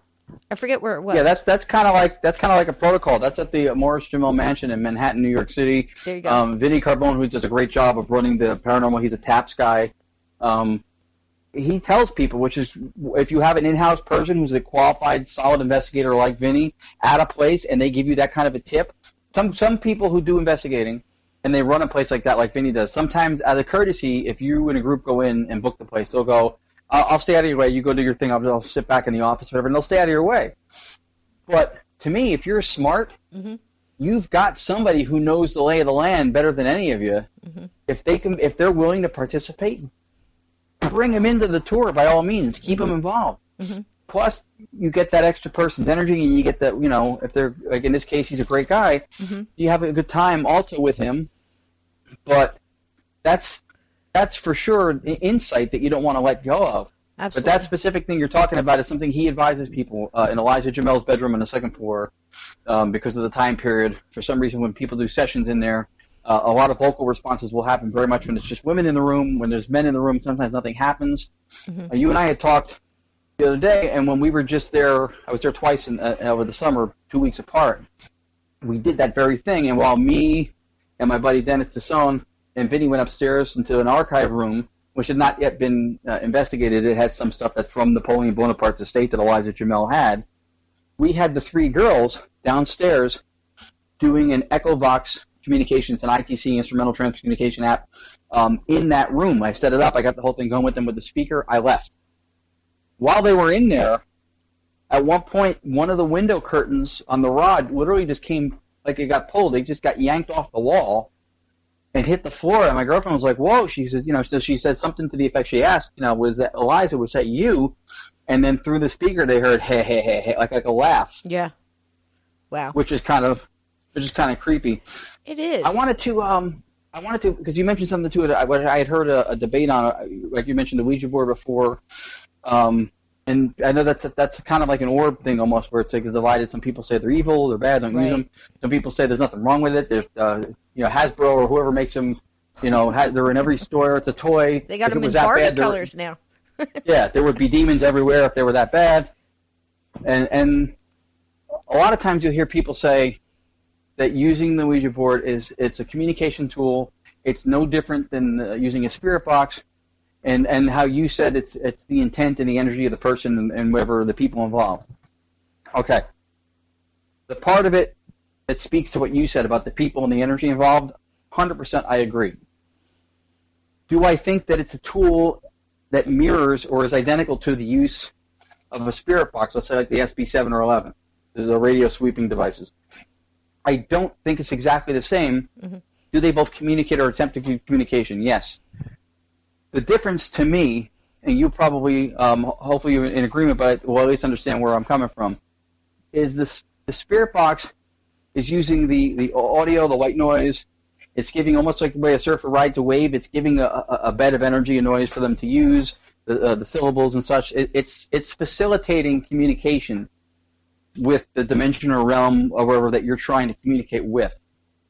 It's coming through the device, and that's the mechanisms within which it uses it. The Ouija board is literally just a cardboard or marble or whatever it is, and you have the planchette. And so for me, the difference is that I feel like there's a level of channeling where the energy and the device of using it to communicate is allowing it to penetrate and go through your body and use you. Yes. And not come through the device. Can that happen with a spirit box? I can't say that it can't, but the device is the primary communicator. Now, if I'm holding the spirit box and using it, can my energy affect the outcome or be part of the equation? Mm-hmm. Probably. Mm-hmm. But if you put it down and the device is just running, I think that's different than when you're actually allowing something in a form of channeling to come through you. I agree 100%. I absolutely do. I think that theory holds so much water. And I've been saying it not as eloquently as you just did, but I've said the same thing. And, if you think about a pendulum as well. I've heard so many people say it's the same. No, it's not. It's not the same. I would say that if you are in a room, this is, okay, let's do this because you can handle this conversation, no problem.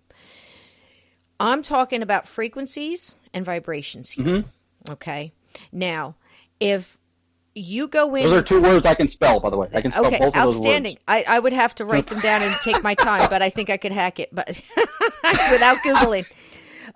But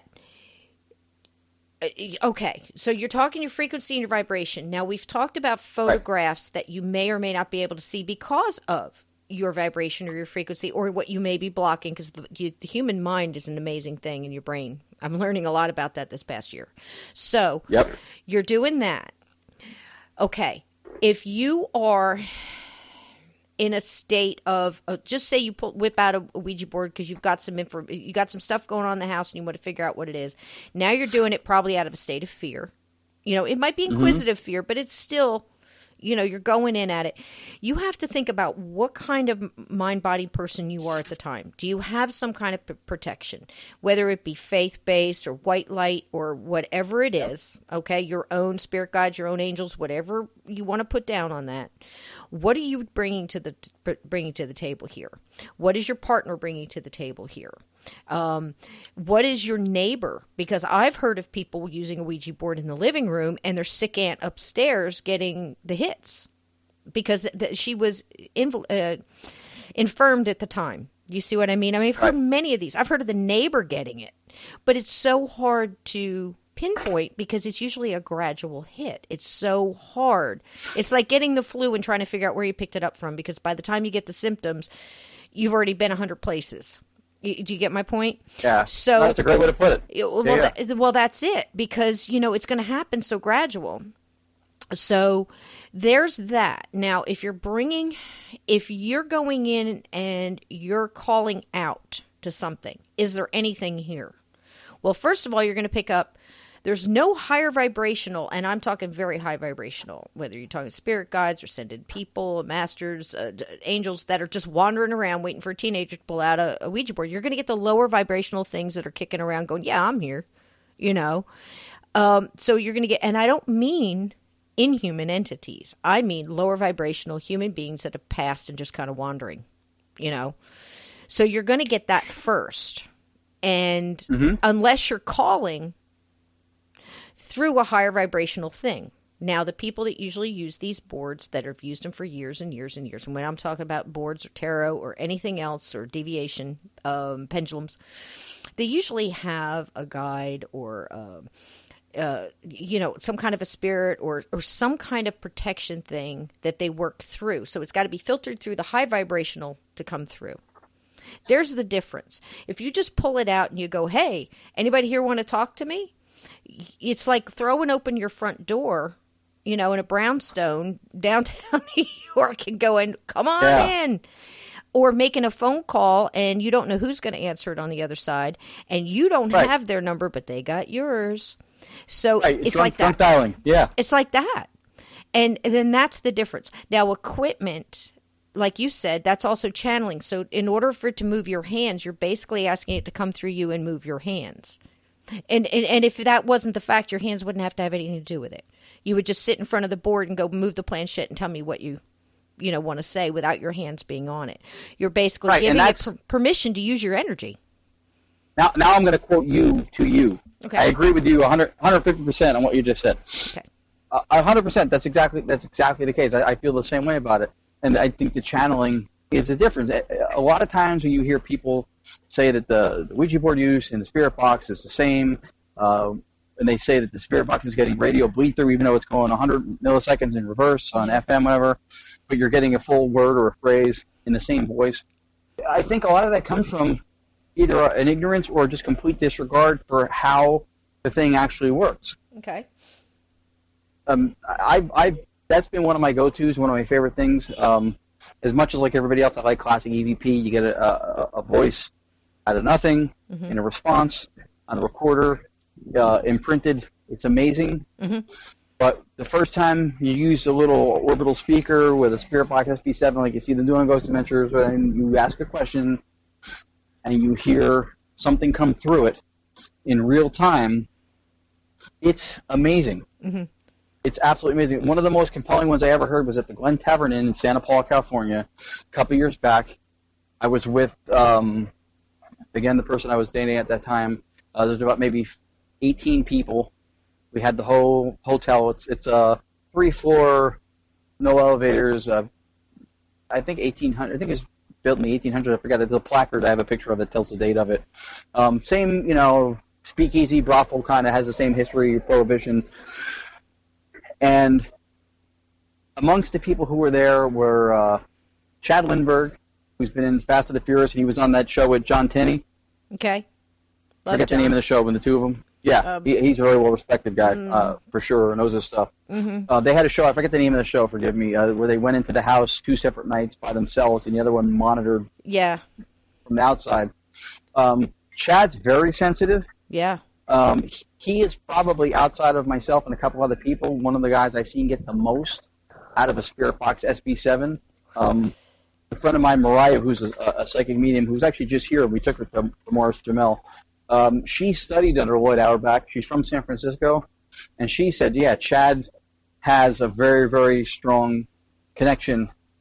And so Chad, and at that time, we were investigating with Debbie Constantino. Okay. EVP expert renowned, since deceased, sadly. Yes, very Mark sad. was supposed to be there with her. He was not able to. He was on disability, whatever. He wasn't allowed to leave the state. And so this is one of the first Spirit Box sessions I'm seeing done back, I forget what, the 2011, 12, whatever. And so they start the session, and everybody's going to say their name. Hi, my name is. We're going to go around, and then we can start. Raise your hand. We'll ask questions, whatever they. And so everybody goes their names, and then it ended with the last 3 people was my buddy Scott Latea, and then Debbie goes, "Hi, I'm Debbie," and then Chad was the last one because he was running the box. He goes, "And I'm Chad." And it was maybe 5 to 8 seconds after he finished, and we're all kind of sitting there taking in the moment, and the voice came through the Spirit Box as clear as anybody in the room. It went, "I know Chad." Wow. And I was like, what just happened? Right. What was that? I need to get one of them boxes and one of them speakers, and I just found myself a hobby. Right. Is that the little round one with the lights around it that the voice comes through without the static and white noise? What is that one? I'm trying to think what you're referring to. The I don't Spirit know. Box, the SB7 that they use is a small little radio thing. It's got the little digital display. It's AM or FM modified. Okay. And when they hack these radios, basically what they're doing is they're taking the mute. Like if you have a digital radio, and you scan radio stations, the reason it's quiet between when it picks up actual music is because it has a mute feature, and it skips over those spaces and it goes to the next one, so you're not hearing the noise. But when they hack these things, they take the mute out, right, and they take the ability for it to keep sweeping nonstop at various speeds, and it just rolls through. Wow. So the SB7 does that, forward or reverse through the spectrum. Yeah. And it's a little round speaker. It's, the one that was popularized by the show was made by a company called Alltech. Yeah, I think I'm talking more about the Frank's box. Is there a new name for the Frank's box now, or no? Frank's box, made by Frank Sumption, was one of the pioneers of any of those ghost box radios to begin with. Okay. And he made a certain amount of them. People who have them, it's a very, very exclusive thing to have your hands on. Yeah. I don't know what this piece of equipment was, hon. I just know that, like I said, I was surrounded by equipment I didn't understand the last time when I went to Gettysburg. I have no clue what it was, and I don't want to misquote it and call it the wrong thing. But it was round. It was probably 8 feet on the floor in front of me, and it seemed to have little lights, but it wasn't continuously lit up. I think it lit up only when it got something. And the sound would come through the voice. It would kind of be, it would depend on the voice, I guess. But my Chad moment, my Chad moment was, I said, if there's anybody here willing to come forward, if you would like some help, I'm here to help you. Is there anybody here who would like help? And it came through, yes, please. It changed in tone. Mm-hmm. And I mean, it was just so clear. I mean, I didn't understand everything coming over that because I really wasn't paying attention, but I heard that. Yes, please. If that was a spirit box, then it's sweeping through radio frequencies very fast, and so the phrase that you heard in that voice should not technically possibly happen at all. And especially on cue. Yes, and polite, by the way. Yeah. I know. Right? That's where you have to find manners are in the afterlife. They're not so much here anymore. Absolutely. And then the speaker could be, there's a variety of different types of speakers, Bluetooth and otherwise, that people use. Some of them have the lights that respond the way a waveform on an audio would, where the audio gets louder or more pronounced and it spikes higher or lights up more. So that could have just been the speaker you were seeing with the lights that somebody was using. Yeah. But if it was connected to an actual spirit box and it was sweeping the radio, then that makes what you heard really statistically improbable. I don't know. You heard it. Yeah. Oh, I did. And I didn't hear everything. I mean, I was hearing words, but I have to be honest. I was so trying to be connected in to talking to who I was talking to. I can't describe to you what it's like to try to have, maybe 10 people stand in front of you. They're all talking at the same time. They've all got their own vibration and feelings that they're going through. And they're all on different, it's just, it would be like being in a crowded room and everybody talking to you at the same time and trying to decipher what each one is saying through your feelings. I can't, right. So there was a lot going on around me that I was not 100% aware of on equipment, but I have had those people come back and go, remember when you asked this is what came through, and at the same time that came through on another piece of equipment where it actually spells out the word. It said help. Okay. It said help all at the same time. So that was like, okay, well, somebody wants help. Let me do my thing. But that's what that was. So I can tell you, this kind of brings full circle our conversation about, for whatever reason, they tried to just put science forward and take a lot of the, I don't want to say feeling out of it, but perception, sensitivity, ability, whatever that may be. And now we're starting to see all of those things coming together. And I think that's such a great package. Bring the heart back. Right.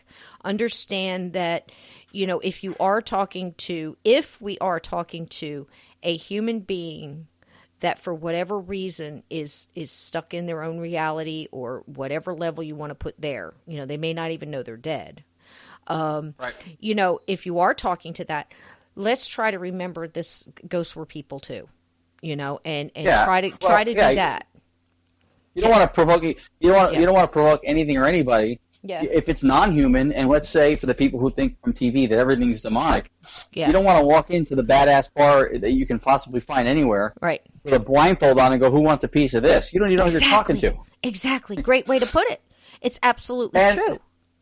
And I think some of the heart and feeling stuff that you're talking about, I think some of that stuff probably diminished for a period because the human element of doing this stuff became the scapegoat to attribute error, to attribute misconception. True. And so the things that couldn't possibly be true were the fault of the person. It was the pareidolia. It was the matrixing. It was the false positive. I've seen people walk around with K2s shaking them like it's a snow globe. You're making the lights go off because you're shaking the thing. You can't do that. Yeah, I've had people tell me that in a field in Gettysburg at 1 o'clock in the morning that there were wires underneath the ground that were making the K2 go off on command and light up all the way to the top and then go back down again. Wires throughout the field in Gettysburg? Yeah. That it was making that I was just got lucky for an hour and a half asking questions, and when I said, "Is that a yes?" and it lit up, I was lucky because the wires underneath were making it, and the EMFs from the Wi-Fi were making it. And I'm like, wow. Again, circling back to what I said before, timing and relevance, and relevance. Exactly. It's just, like we said, if your equipment is validating for you what you're feeling And you know what somebody else may be feeling too, because I'm telling you, man, I've had some wild stuff that I've, digging into this, and I'm sure you have as well, where I've had a psychic medium and a medium standing in the same room with the paranormal investigators standing around, each doing their own thing, and have an entity come in and appear differently to both people at the same time. Mm-hmm.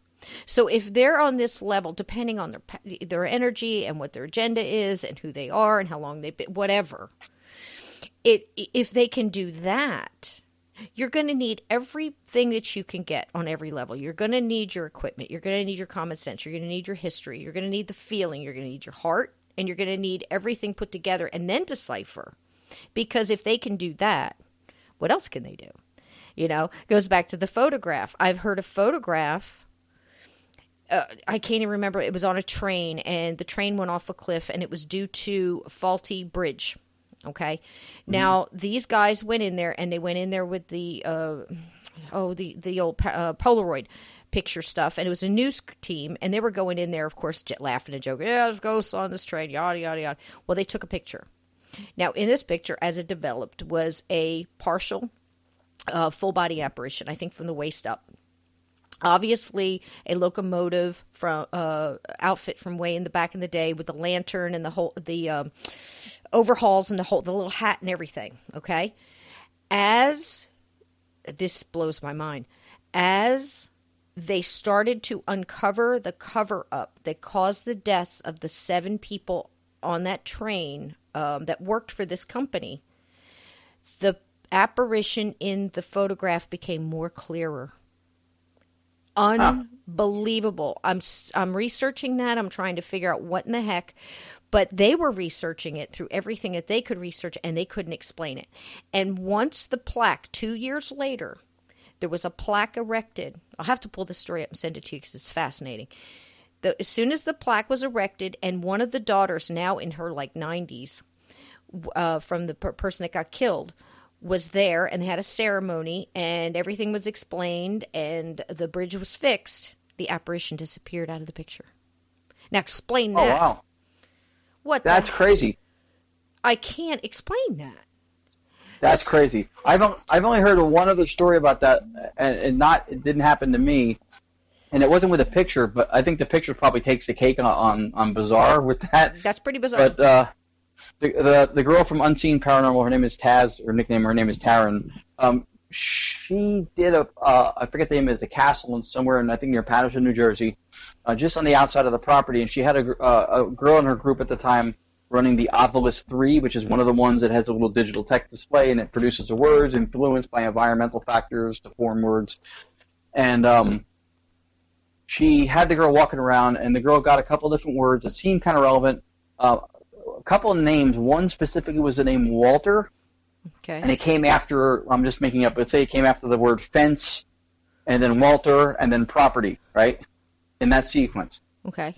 So so Taz comes back over to her, and she's talking to her while she was doing the Ovilus session. Taz was doing some research about the place and the family, whatever.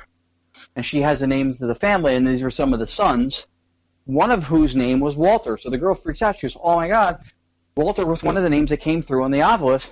Let me show you. So it keeps the log of the words that the device spits out. Mm-hmm. So when she looks at the log, the cool thing is that she shot this on video, and the girl did it with her phone. So you heard the device say Walter. She shot it with her phone. Sadly, it was a little bit out of focus, so you can kind of see that it says Walter, but she didn't get the phone to focus on the screen off. But you did hear it say it very clearly. The Ovilus said in that sequence, Walter, right? When Taz comes back over and tells her, and they have this realization that that's one of the names of the sons or whatever from the house, right? She pulls up the log on the Ovilus to show Taz, look, here it is. And in that same sequence, it now says fence. It says the word sign, all in capital letters, S-I-G-N, and then it says, well, whatever it was, the third word, building. So it's got fence, Walter, building, and then she shows it to Taz, and it says fence, sign, building. Wow. We took Walter out of the device. Something removed it. You can't just change words on the log. Right. It doesn't allow you to edit the log like that. See, that's similar to the same thing. So for whatever reason, the spirit of Walter. The photo's crazy though. Didn't want somebody else to see it. Maybe it was just for her. I can't explain that. That's amazing, but I've seen this stuff happen before, and that's what I'm saying. This is like, I always call it a great paranormal onion. You know, you can peel back all these really thin layers. You could about see the next layer, and you keep going, and it's just another layer. It's a moving target. The bullseye keeps moving. And maybe we're just not supposed to, because in all the communications of anybody that I've ever trusted, you know, via medium, via channeling, whatever, you know, as soon as you get something to communicate to you, especially those that have crossed and come back visitation, like loved ones that want to give messages to other, the messages always seem to be about love. Like, forget about the issues. Forgive me for this. I love you. I'm fine. You know, go on with your life, live it. You know, there always seems to be positive messages from, let's say, the other side. Okay.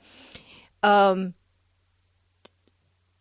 far as that goes, I don't know if they're allowed to give us all the answers.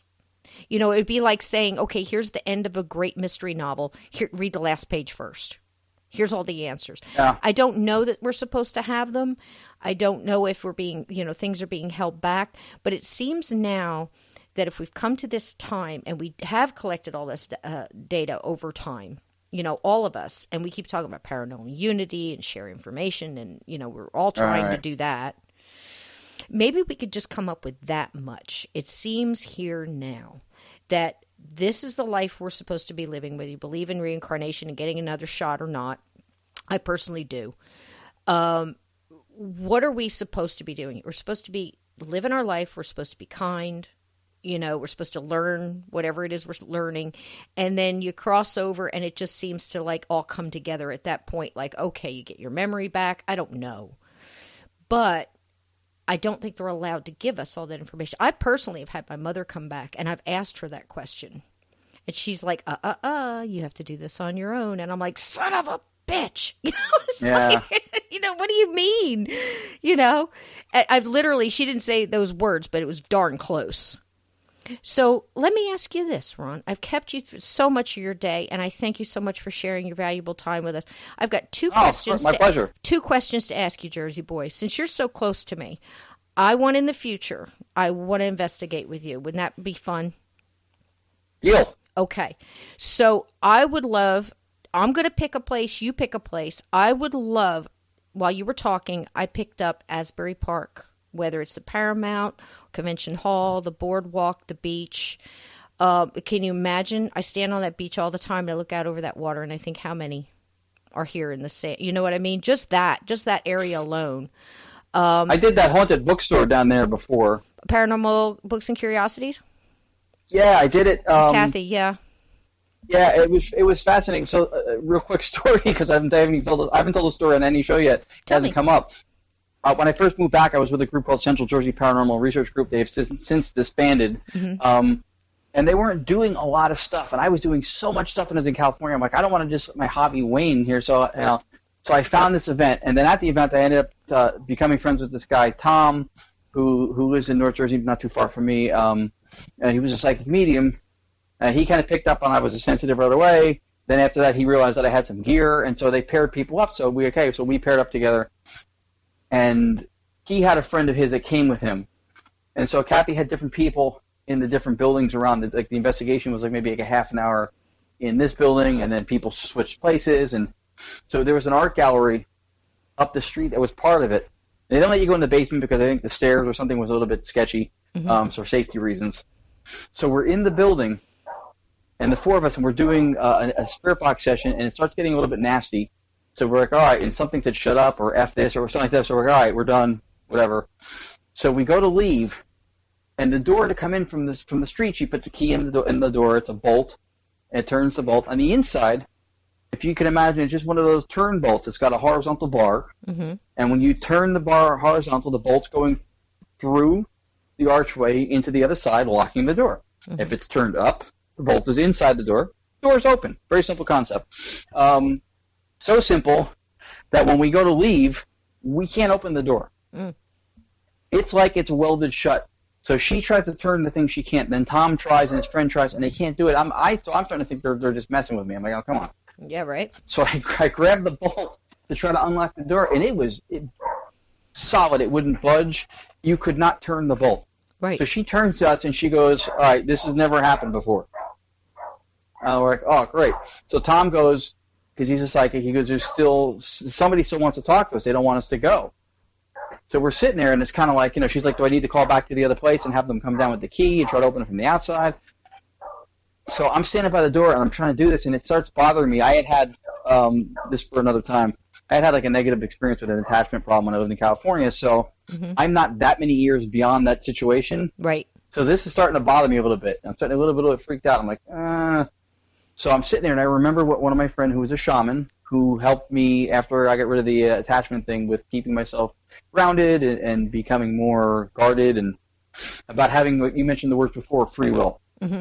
And so I'm sitting there, and I got my eyes closed, and I've got my hand on the door, and I went, I'm not going to be kept. I'm not going to be kept. I have free will. If I want to leave, I'm going to leave. Mm-hmm. This is not cool. I'm thinking this in my head. So I'm like, So I grabbed the bolt again, and it turned like it had been freshly lubricated with oil. Yep, it sure just did. opened. And I was like, wow, it just opened. And they're like, wait, what? I went, it just opened. She's like, are you serious? I went, it effortlessly, it just opened. Mm-hmm. You overrode it with a higher vibrational thought, yeah. Did I prove ghosts exist? No. Mm-hmm. But it never happened to her before, and there was absolutely no explanation for why that thing went from being completely easy to open the whole night when the other groups went through there, and then we couldn't open it, and then suddenly it was completely okay again. Mm-hmm. Nobody banged it with anything. Nobody tried to spray anything in there to loosen it up. We had access to nothing. Mm-hmm. I totally believe it. I totally believe it because that you've put it beautifully in a simple bolt mechanism. That's exactly what it is. It's free will, and you overrode it with your own higher vibrational. You started to feel like a little, let's say not panic, but you started to get, and then you just let's say panic. Down. Yeah. Let's say that. Oh, let's say panic. Okay. I didn't want to jump to conclusions, but okay. you stood there, and then you regrounded yourself. And you went within and you pulled out that higher vibrational thing. So this isn't going to happen. And that's exactly what, if we could leave the listeners with anything else, I think everybody should use that throughout the day because you can change things. It's like that old thing that somebody says where it says you cannot control how other people treat you, only how you react to it. So it's the same thing with the paranormal. When you just, Hans Holzer used to do it all the time. He says, no, we're not going to have this. This is not going to happen. This is what we're doing right now. If you want to communicate, this is what we're doing. And then you have to call your loved ones. We're going to get you crossed over. If you want to come back, that's your free will. But right now, tonight, you are going. And it's amazing to read that, stuff like that. Yeah. I mean, there's been a lot of controversial around it. There's controversy around everything. But the point blank is you took that moment and you took charge of your own self and your own free will. And I think that's a beautiful story. And that's a lovely way to wrap this up. But I will ask you one more question. What has been the number one thing the dead have taught you about living? that two of us used the spirit box, but only one of us paid for it. No. No, yeah, but that is true, technically, and that has not been debunked. Exactly. The number one thing, I would say just the whole experience of doing this stuff, I really kind of like to have an open mind. Mm-hmm. Well, for me, like this, the being involved in this stuff has kind of sparked a re-education. It's like when people go back to school sometimes just because they want to learn something new or challenge themselves again. Like, it has me reading stuff again. Mm-hmm. I know 100% more than I knew before, and there's 100% more I don't know yet. Mm-hmm. And that's going to be my status however long I'm doing it. Mm-hmm. I'm going to always know more than some people and always know less than other people, and I'm always going to try to learn from both sides of that equation. Mm-hmm. So I think it's just open mind and carrying yourself with a sense of respect for both self and others. Great. And really, because you mentioned the history, an appreciation for history, mm-hmm. And then I'll shut up after this. But I think if you had to look at an upside to this stuff becoming popular, I mentioned before, some people who've been in the field much longer might find this trendy, popular thing to be a negative. But places like White Hill Mansion, Mm-hmm. Haldeman Mansion in Pennsylvania. Mm-hmm. These places that are the Rialto Historical Society of California, Mm-hmm. that are historical registered locations, and they're not getting the funding Mm-hmm. enough from grant stuff. They're not getting the funding enough from like schools going through with the occasional tour to put a new roof on the place, to keep everything going, to keep the place preserved. But ghost hunting groups coming in there and dropping a couple of bills every weekend to do an investigation is doing that. Mm-hmm. And if you want a noble reason to be doing this stuff besides the believing and skeptical and toys and gear and whatever, there it is. Yeah. Absolutely true. And I've seen it in my own life. My sister has been president of the Old Wall Historical Society, I'm going to say going There you on go. 30, 38 years now. And she came to me 2 years ago and she said, give me an idea of what we can do, because we can't afford to finish doing what we have to do to open up the wheelhouse or whatever. This is in Wall Township, New Jersey.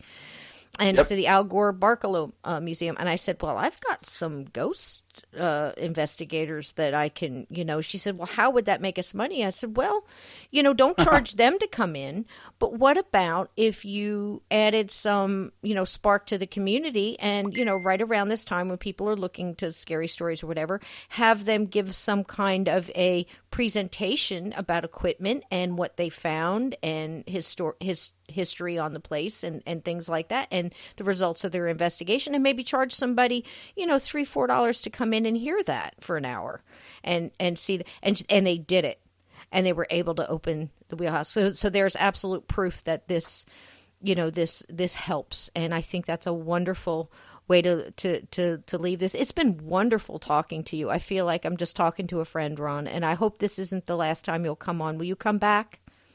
Oh, yeah, absolutely. I would. If you'll have me back, I would come back, and I appreciate it too. It's a fun community to be in. Mm-hmm. It's for me. Again, some people have been this longer than me. Some people. That up for you. Go ahead. All right.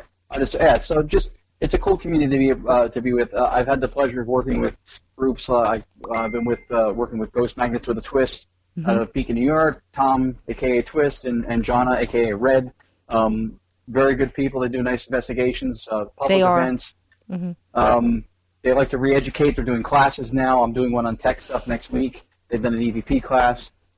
People like Barefoot Paranormal, Robert and Sandra Bandoff. Island Paranormal out in Long Island with Matt Haas.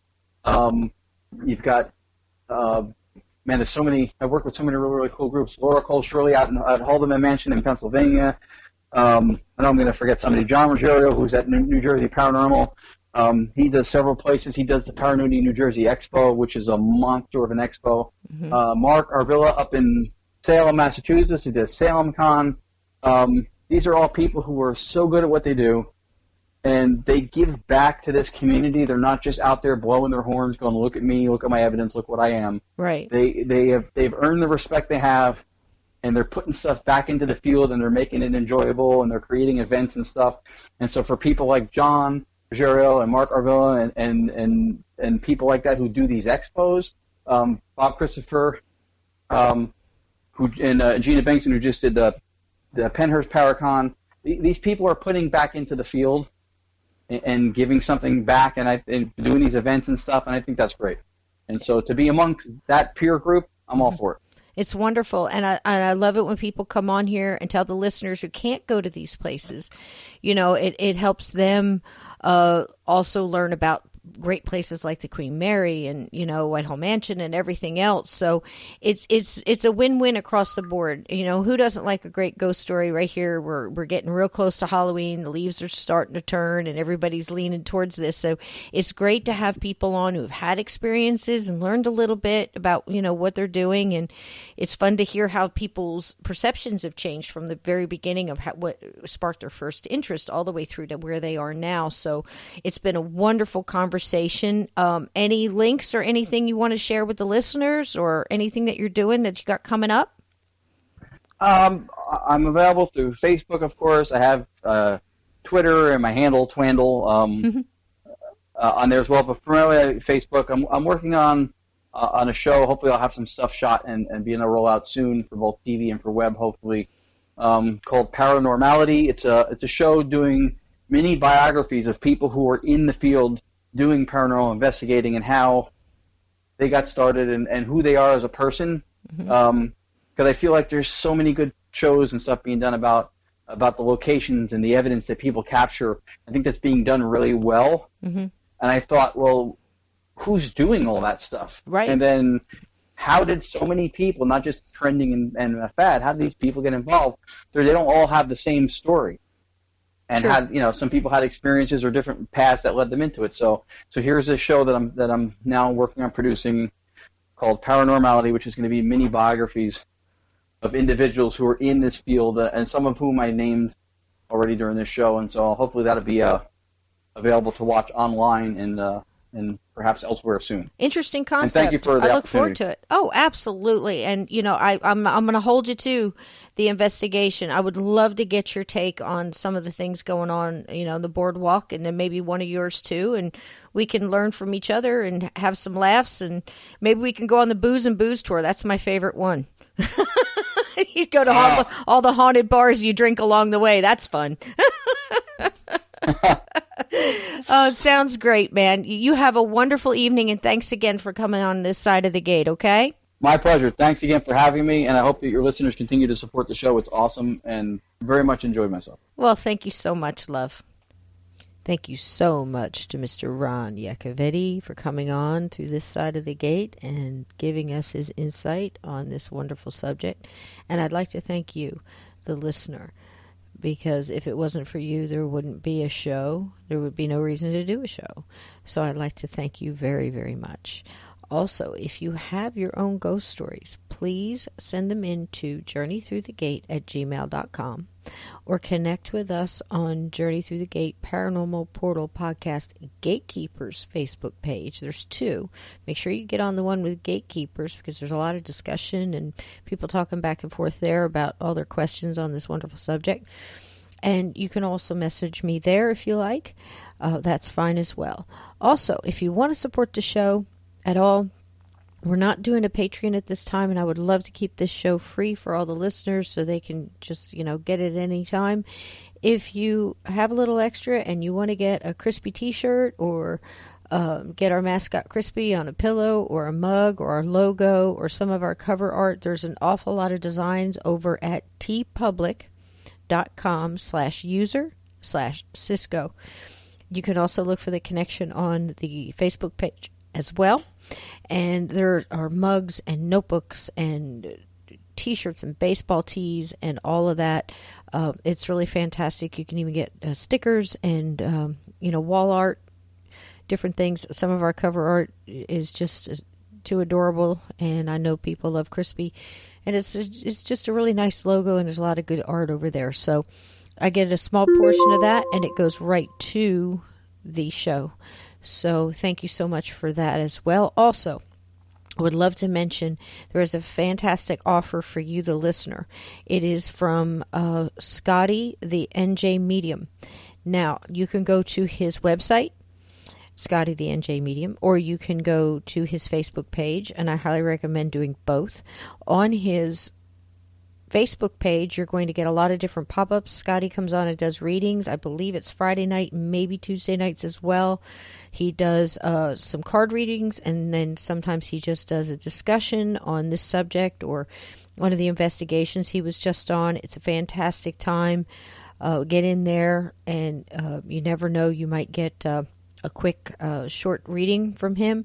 Also, if you want another reading, you want to get a schedule of reading, go on either one of those, message him on his website, and mention the code Cisco, SYSCO, and you will get 10% off of your first reading with Scotty. And on his Facebook page as well as his website, you can see so many different reviews of people that have gone to him and had fantastic readings with Scott.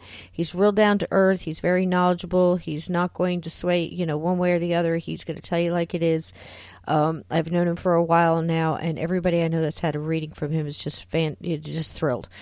So do that. Remember, code Cisco, ScottyNJMedium.com. Also on that website, if you would like some guidance on psychic abilities, if you have some abilities and you're not sure how to do grounding or meditation, or kind of what road to take, and you're looking for a way to get some information and not have it cost you a lot of money, and maybe you're looking to maybe get into a local group, or you want some different guidance that way, Scotty's website has an awful lot on psychic development and all the things I mentioned. Also, mediumship skills.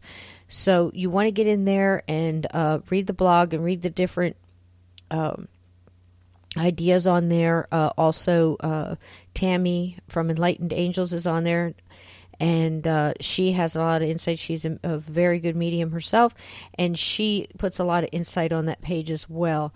So you're going to do yourself a favor if you go over to that website. And don't forget code Cisco for 10% off of your first reading. We'd like to also ask you to share if you can. If you go to the YouTube channel, it's going to be on Conflict Radio on YouTube. If you can, get in there and give it a like, give it a share. We really appreciate spreading the word around. We're right in the middle of our spooktacular Boo Bash. I'm trying to bring you as much on ghosts and spooky and scary stories as I possibly can all the way through Halloween. And it'll help get that word spread that way. Also, we are on Black Swamp Digital Radio, and that is Black Swamp radio.net is what that is. If you want to get on there, there's a lot of great podcasts on there. There's a good chat room. I believe there's live shows Wednesday and fantastic podcasts like Paranormal Heart with Kat Ward and Mysterious Circumstances with my buddy Justin Rimmel. Also, Justin has Rev 96 on there. Justin Cancelleri has Beyond Reason, and there's so many podcasts, and it's just wonderful, and it's just like a one-click, one-stop shop for paranormal podcasts. So get in there and check that out with our buddy Arizona Tramp. He's the Swamp Daddy over there, and he's organized all of that. So you've got Conflict Radio, you got Black Swamp Radio, and you have all the Facebook pages. And like I said, don't forget Scotty the NJ Medium. Thank you so much for listening. Pass it along if you can. Fantastic ghost stories, lots of great guests coming up. We're going to keep them coming for you all the way through, right up until Halloween, and we're going to keep them coming after that too, because I just love what I do, and I love each and every one of you. So here's just a little advice from me to you. Keep your feet under the covers. Keep your closet doors shut, because there are things that go bone.